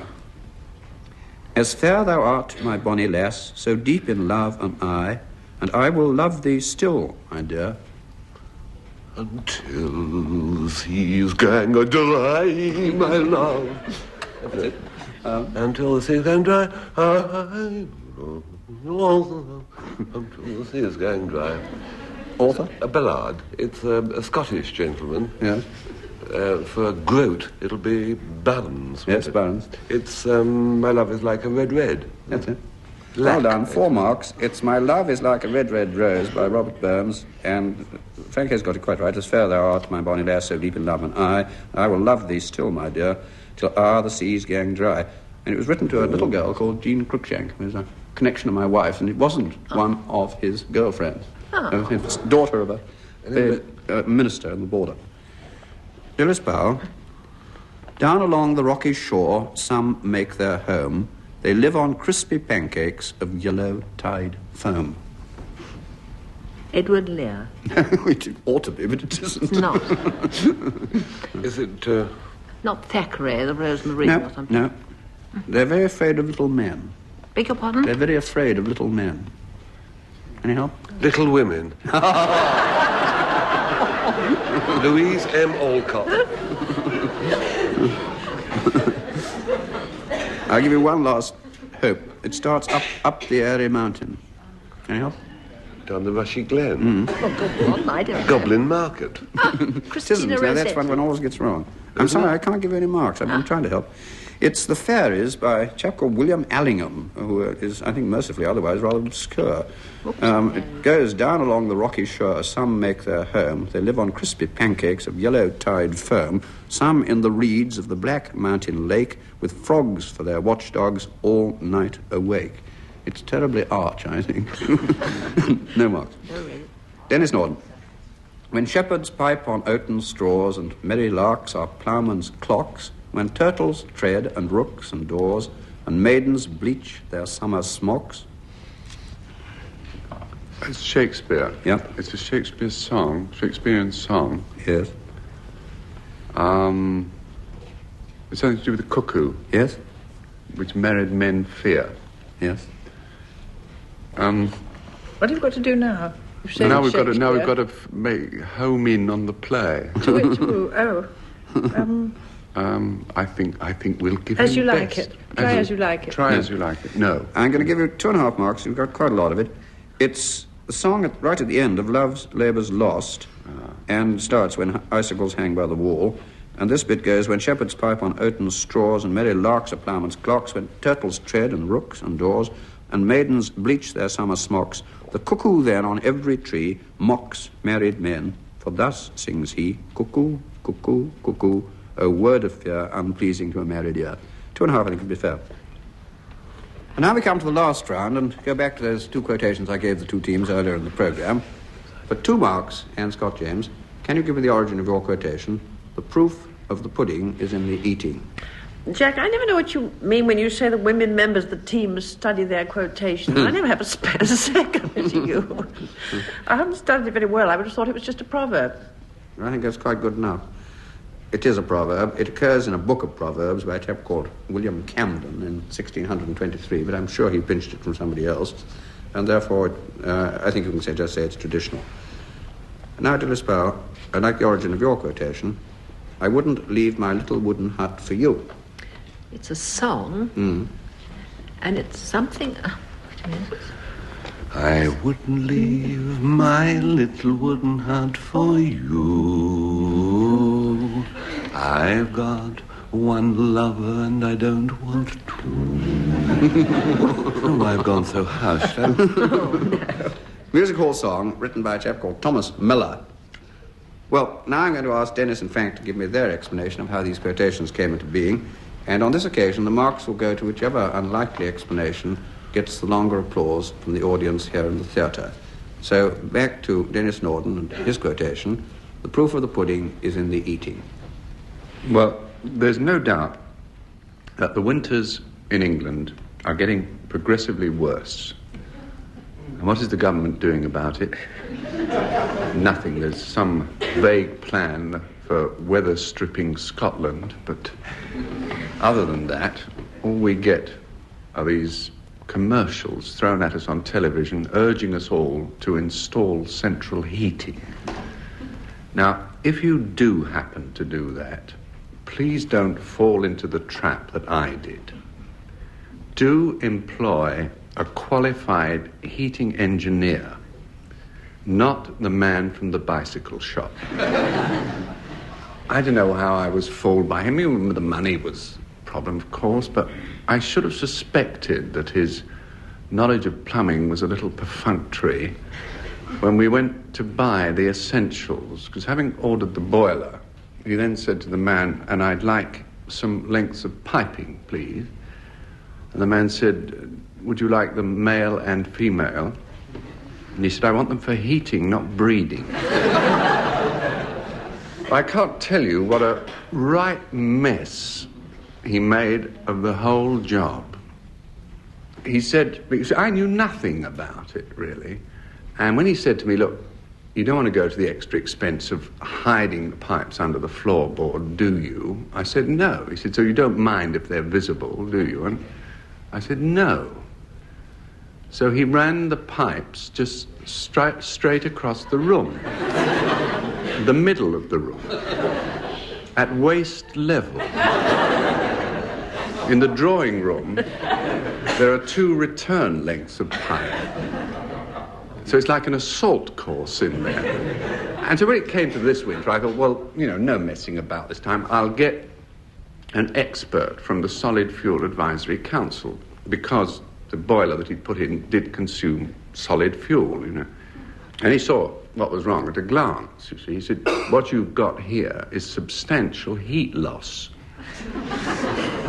So I said, "Well, what do you mean?" You see, and he explained to me the principle of in central heating, which is really quite simple, you see. You have a boiler down in the bottom of the house, and you have this tank at the top of the house, and a kind of circuit of pipes between them.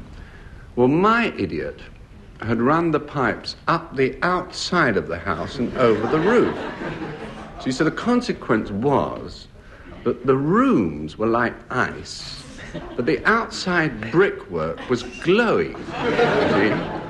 We were sitting in there munching anti-frostbite tablets, while up the drain pipe, bougainvillea was blossoming. See? So I said, "Well, there must be some kind of remedy for this." And he said, "Yes, you lag the pipes." He said, "I suggest something like felt." Well, as soon as he left, I went out with a tape measure and measured, and it would mean I needed about 380 feet of felt, which you will agree is really what they mean when they say a long felt want. And it was obviously much too expensive to do it that. And I thought, well, what other material can I get that would maintain it? And I suddenly had a marvellous idea: blankets. Because blankets must maintain the heat, otherwise we'd be cold in bed. Well, there are some people cold in bed, but it's not because of blankets, see? So I thought, well, the cheap way to buy blankets is to get them through this army surplus sales that they have. So I looked up the next army surplus sale, got a catalogue, found out where the blankets were. And there is another chap who sometimes comes round and does odd jobs around the house, to a bit of money. And I got hold of him and I said, "Look, Frank," I said, "this is what I want you to do." I said, you go down and you purchase this lot number 936, you see.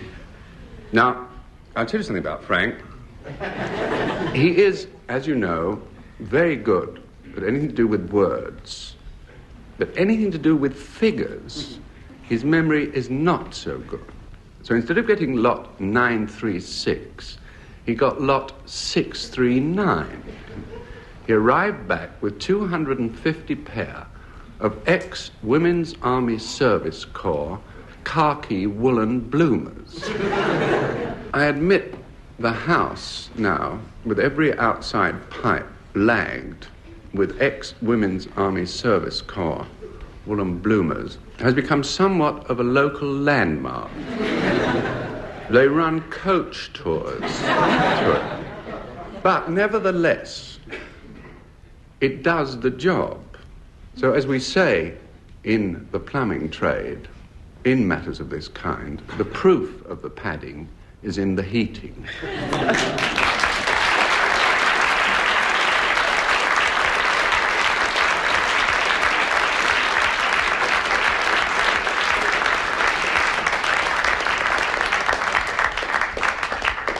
I can't wait to be invited to Denis Norden's drawing room and see what happened.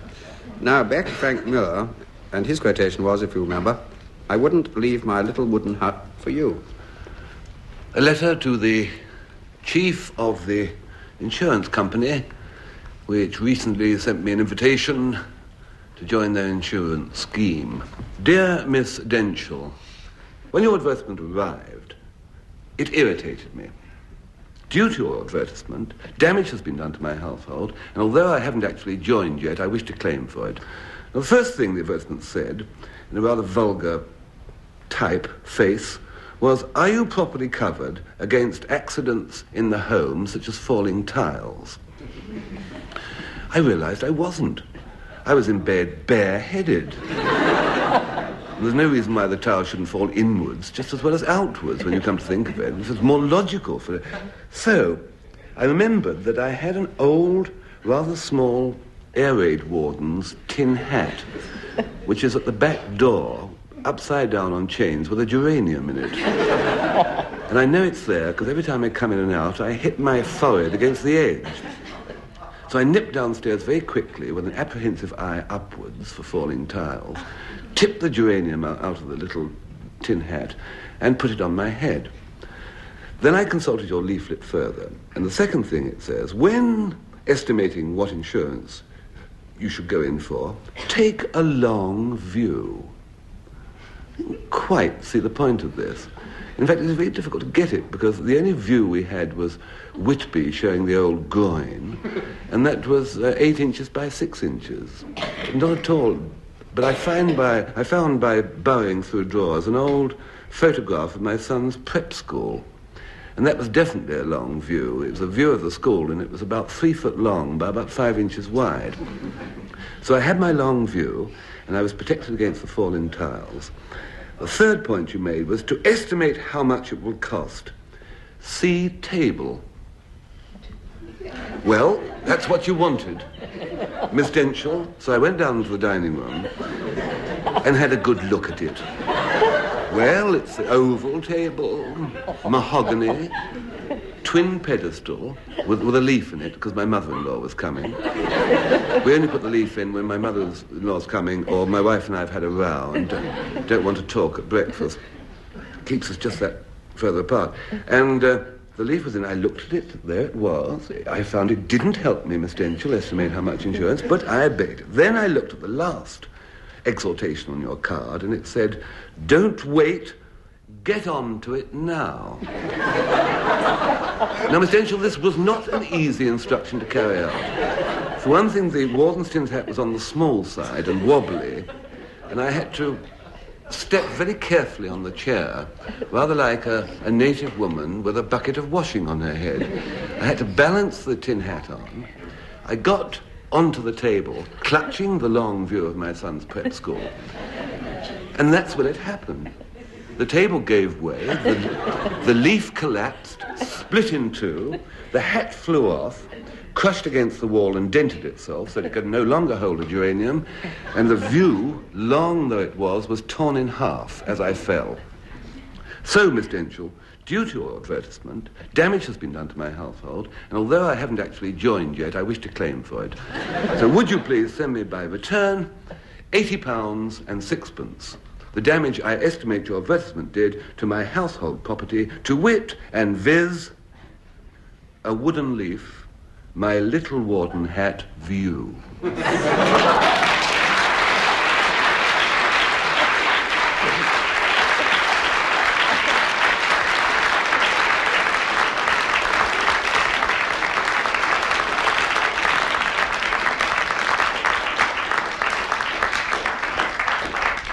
Well, by your vote, Frank Muir wins the contest of the two stories, and I'm very happy to see him still reasonably hale and hearty here tonight. But the contest as a whole is also won by his side, that is Frank Muir and Dilys Powell, who win by 1.5 marks from Anne Scott James and Denis Norden, and that also brings to an end this edition of My Word.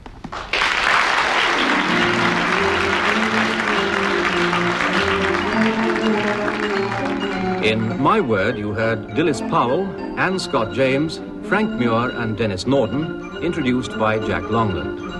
The programme was devised by Tony Shryan and Edward J. Mason and presented by the BBC.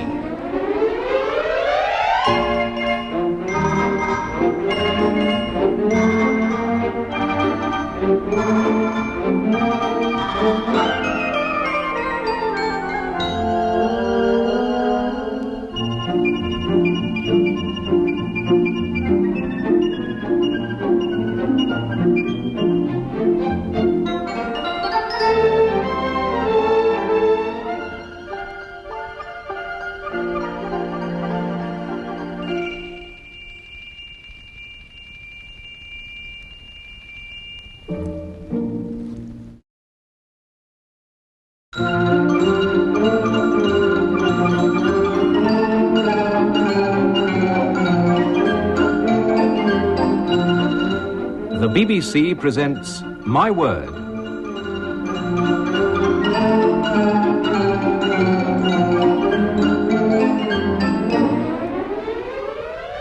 And here to introduce the programme and the panel is Jack Longland.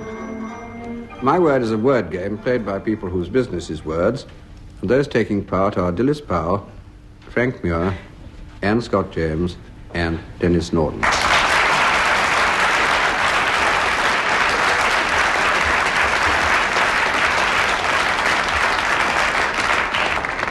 Round one tries to test their respective vocabularies. 2 marks if they get the meaning of these words right. We begin with Dilys Powell. Dilys, what's the meaning of blottesque? B-L-O-T-T-E-S-Q-U-E, blottesque. Well, it's a very fancy way of saying blotto. No. No? No? Painted in blots. Yes. That'll do. 2 more. Stick with it. Very clever. It was. It's a piece of painting done with heavy blotted touches, or it could be a piece of descriptive writing done in the same way. That sounds rather horrible. 2 more. Can you give examples? The Tashists, T-A-C-H-I-S-T-S, they did it. Well, they painted with moustaches. Denis Norden, what's the meaning of bobbery? B-O-B-B-E-R-Y, bobbery. Well, bobbery is a combination of 2 words. You have robbery, which means stealing, and bob, which is slang for a shilling. Bobbery is stealing from gas meters. It's a legal term. A short haircut. Nope. No? There you're going to get it. It's a row, a disturbance, or a fuss, or as adjective, it means somebody who's noisy or troublesome. I'm told it comes from Hindustani, and it's bap-re, which means "oh, father," which indicates a certain amount of dismay. That's bobbery. Rather say it was a word. Now, Anne Scott James, what's the meaning of extirpate? Extirpate? Yes, I'm not going to spell it for you. It means to destroy root and branch. Yeah, absolutely right. To destroy, to banish, to root out. And you can do it to a nation or a heresy or a species or a tumour or all sorts of things. Fearsome for the feud against the clan MacTavish. Oh, you are, sure.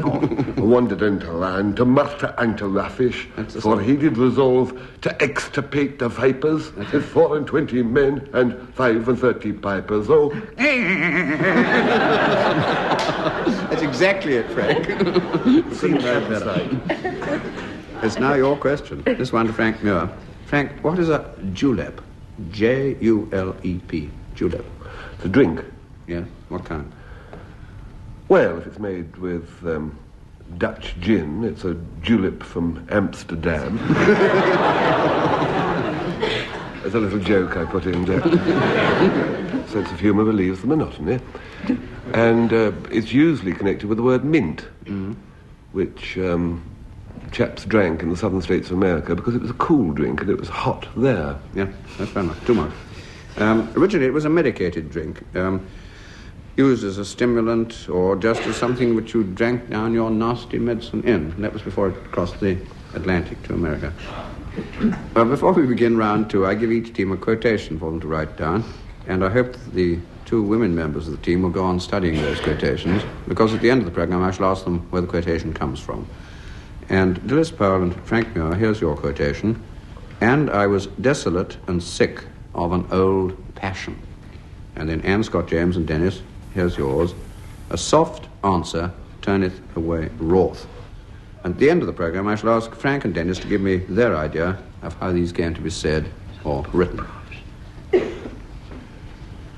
Well, here's round two, which is the who, why, and what department. 2 marks for correct answers.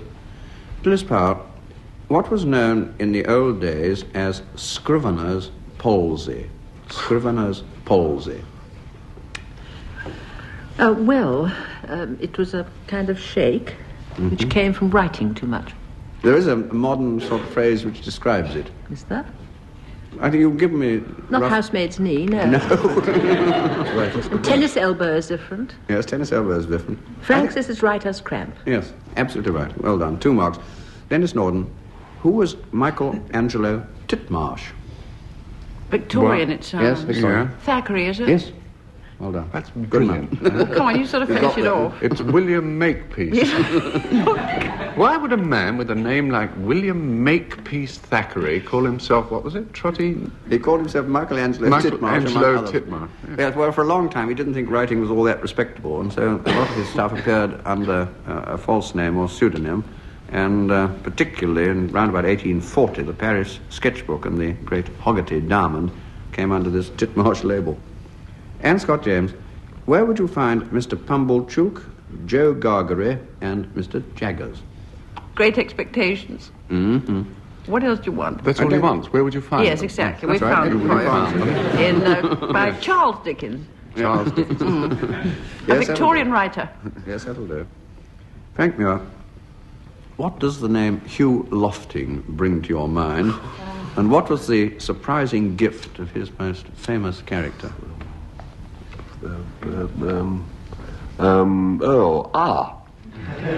Yes, he wrote a marvellous children's book. In fact, Yeah. several about the same character, didn't he? 12. And the character was Dr. Dolittle. Yes? And his gift? His gift was he could talk to animals. Yes. But there doesn't seem anything special about that, because I can talk to animals. And the animals can talk to me. But in his case, he could understand the process. Well, I can't give you 3 marks for being as good as Dr. Dolittle, but this is quite right. Hugh Lofting created the character Dr. Dolittle, and there's now a film, as we all know, about him. And his gift was to understand, and this is the important thing, be understood by birds and beasts and animals of all sorts. Well, the next round is a round of odd expressions. I want the team members to tell me, for 2 marks, what they mean with reference to their origins. Dilys Powell, what is known, or was known, as a Newgate fringe? A Newgate fringe? Yeah. Being hanged? No, it's different. It's the rope round your neck. Well, you're getting very near it. Beard. 2 marks. A Newgate fringe, sometimes called a Newgate frill or collar, was a beard in which the hair was worn under the chin and the rest of the face was shaven, so that it occupied much the same position as the rope around a man's neck would have occupied that finally would hang him. Denis Norden, what was a Paddington Fair? F-A-I-R. A Paddington Fair. Paddington Fair was a public hanging. Why was it called a fair? Well, because people used to come along and they'd bring food and buy things from stalls. Absolutely right, 2 marks. It was a public execution, Paddington Fair, and Tyburn was jolly near Marble Arch. I mean, just so as to locate it in that neighbourhood, which fell inside, and still does, I suppose, the parish of Paddington. It used, in fact, to be a bronze plaque in the middle of the road. Yes, where there was Marble one. Arch was, Yeah. which, in memory to all the people who lost their lives there, the number of which was added to whenever people bent down the middle of the traffic. Well, the point about Paddington Fair is that an extremely jolly time was had by everybody except one. Now, Anne Scott James, the pain was excruciating. The pain, well, it means the pain from the cross. Yeah? Excruciating means, well, just that. Yep, 2 marks. It means pain... The pain of crucifixion. Oh. Yes, so intense as to be almost unbearable, and it meant originally, as Anne says, such pain as a person suffers by being crucified, from the Latin crux, crucis. 2 marks. Frank Muir, do you know what is a kissing crust? In the village of Helmsley, in North Yorkshire, on Bubbling Thursday, the maidens and the men gather in the village square, and a rhubarb pie is baked of 1 stick of rhubarb, which you can imagine is fairly long and thin, and the crust on top is about 1 inch wide and about 1 foot long, and the girl who fancies the boy takes one end of the crust from her mouth and starts nibbling, and gives the other end to the boy, and when their lips meet, they kiss, you see, and that is a kissing crust. Prove me wrong without your books to hand. Well, I've been in Helmsley, and I've never seen the girls behaving like that. That's all I can say. It's the crust where the lower portion of a cottage loaf meets and kisses the upper portion, or it could also be, this is where Frank was nearest, it could also be the undercrust in a pudding or a pie. Now we have a round about anonymous verses, and all these ones which are coming up are classified in the reference books and anthologies as anonymous, as author. For 2 marks, can you please finish these snatches that you hear, or as they're anonymous and nobody therefore will mind, you can supply, if you like, your own following lines, if you don't know the original ones, and I'll judge you on your own originality. Beginning with Dilys Powell. Don't care, didn't care. Don't care was wild. Don't care stole plum and pear like any beggar's child. Don't care was made to care. Don't care was hung. I thought don't care was put in the oven and baked till he was brown. All right, fair enough. Too much. It's not exactly as I have it, but I'm sure there were many versions. You're a baker, and this is a boiler. My version goes, don't care was made to care, don't care was hung, don't care was put in the pot and boiled till he was done. Still, I mean, good oven yours. It's all right. 2 marks. Denis Norden. Boys and girls come out to play. The moon doth shine as bright as day. Boys and girls come out to play, the moon doth shine as bright as day. Sing and dance and shout hooray, the police just towed Dad's car away.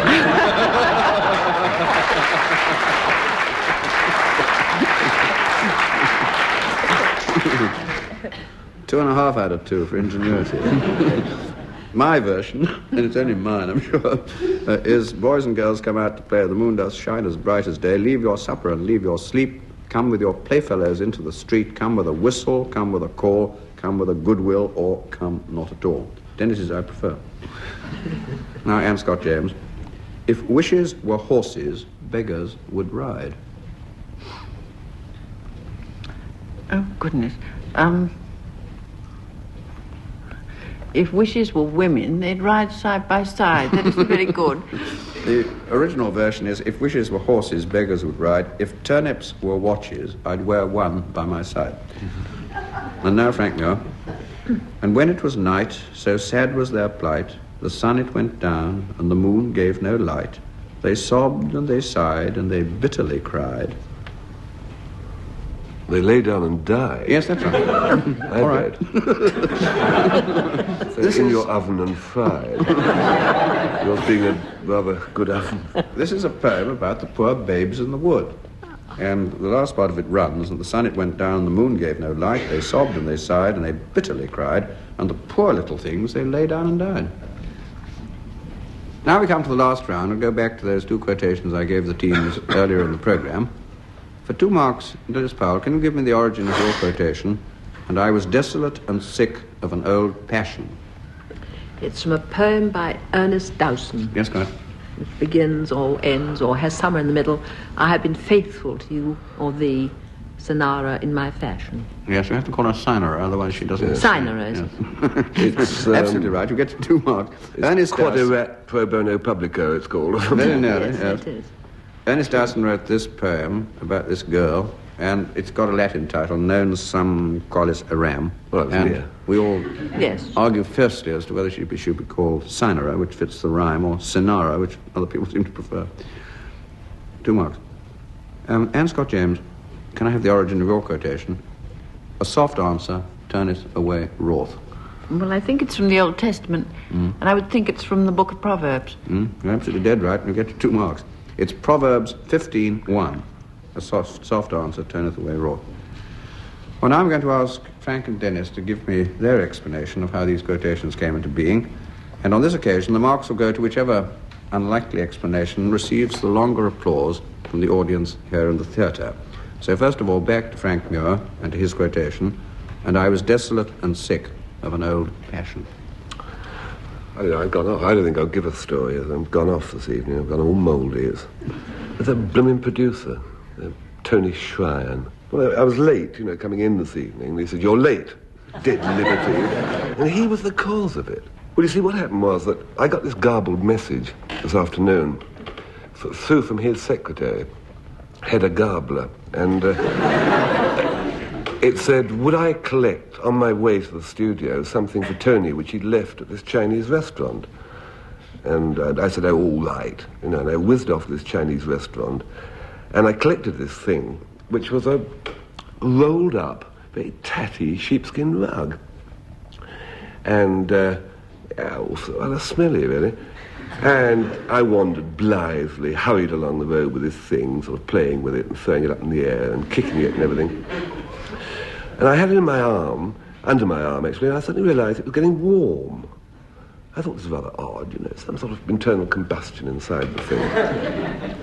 I suddenly realised, on close inspection, that it wasn't a rolled-up old mat at all. It was a very, very old Persian cat who was looking at me with considerable malevolence, his horrible beady eyes.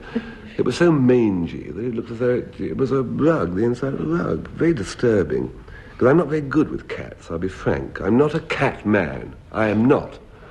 And here I was with this rigid, very elderly, malevolent Persian cat. I said, right, old Ma Khayyam.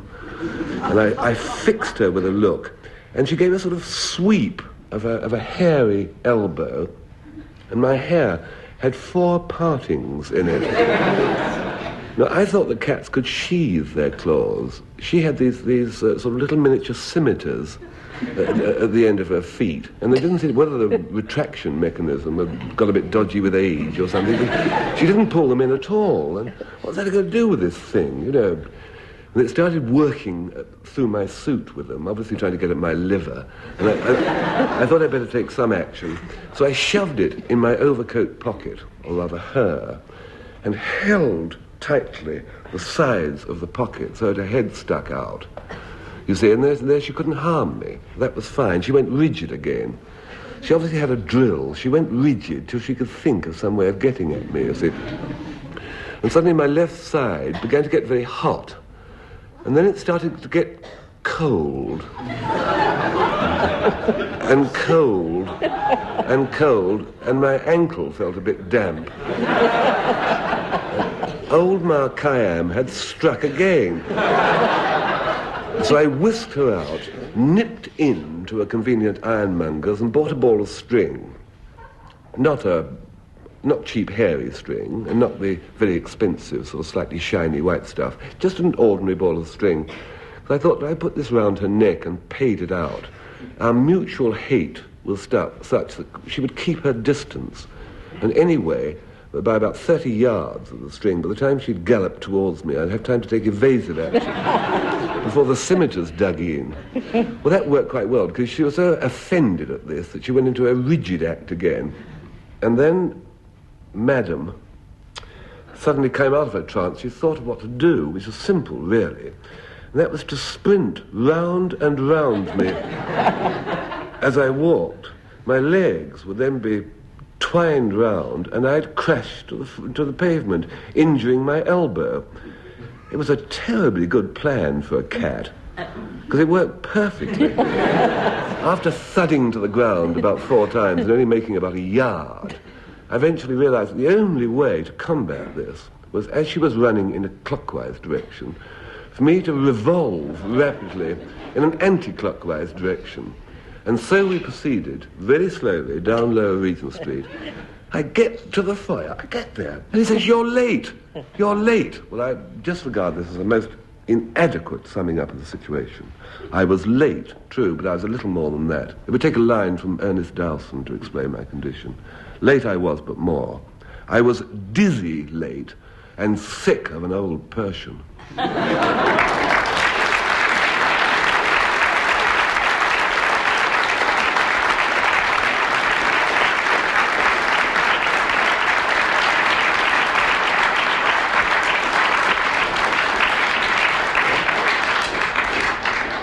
Well, if Frank isn't on next week's programme, you'll know the Royal Society for the Prevention of Cruelty to Animals has called in the meantime. And now we go back to Denis Norden, and if you remember, his quotation was, "A soft answer turneth away wrath."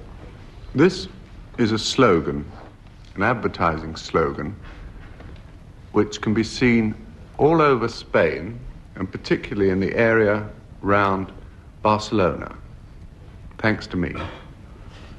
But really thanks to Twiggy. Now, if there's anyone who has never heard of Twiggy, such as a 5-year-old girl who's been brought up in a lighthouse, she is a top model. She's very talented. She's also, I've seen her on television, very honest, sincere, frank, open, straight from the shoulder. And what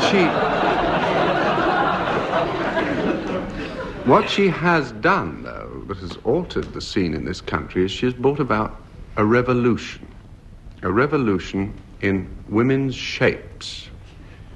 Now, card players will know the expression stick or bust. Well, present position is bust is out, stick is in. As you can see, a revolution. But every revolution has its casualties. And in this case, the casualties consist of a formerly very popular item of feminine equipment, which were known as falsies, which one may describe, if you're unfamiliar with them, delicately as perhaps aid to underdeveloped areas. At the moment, it is trendy to be underdeveloped, and the aids have gone by the board.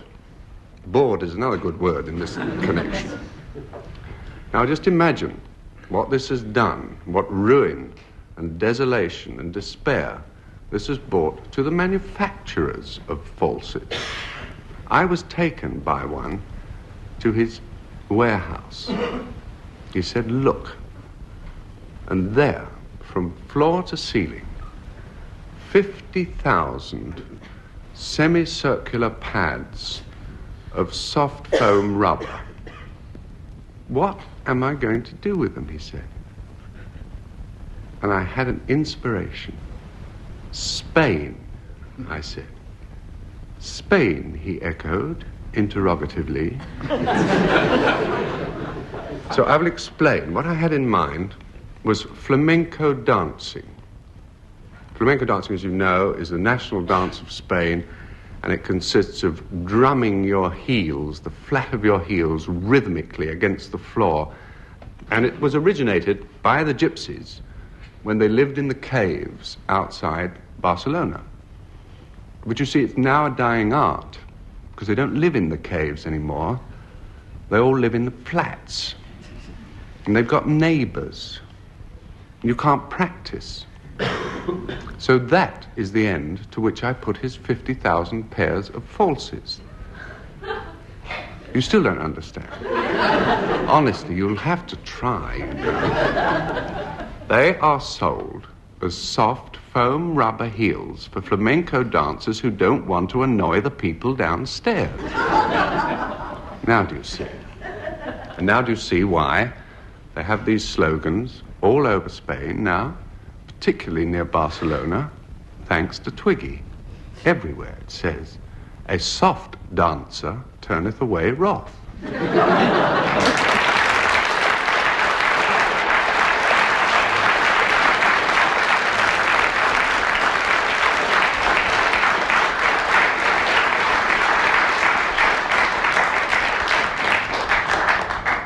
Well, by your vote, the story from Denis Norden wins, and his team, that is Anne Scott James and Denis, win the entire contest by 1.5 marks. And that brings to an end this edition of My Word.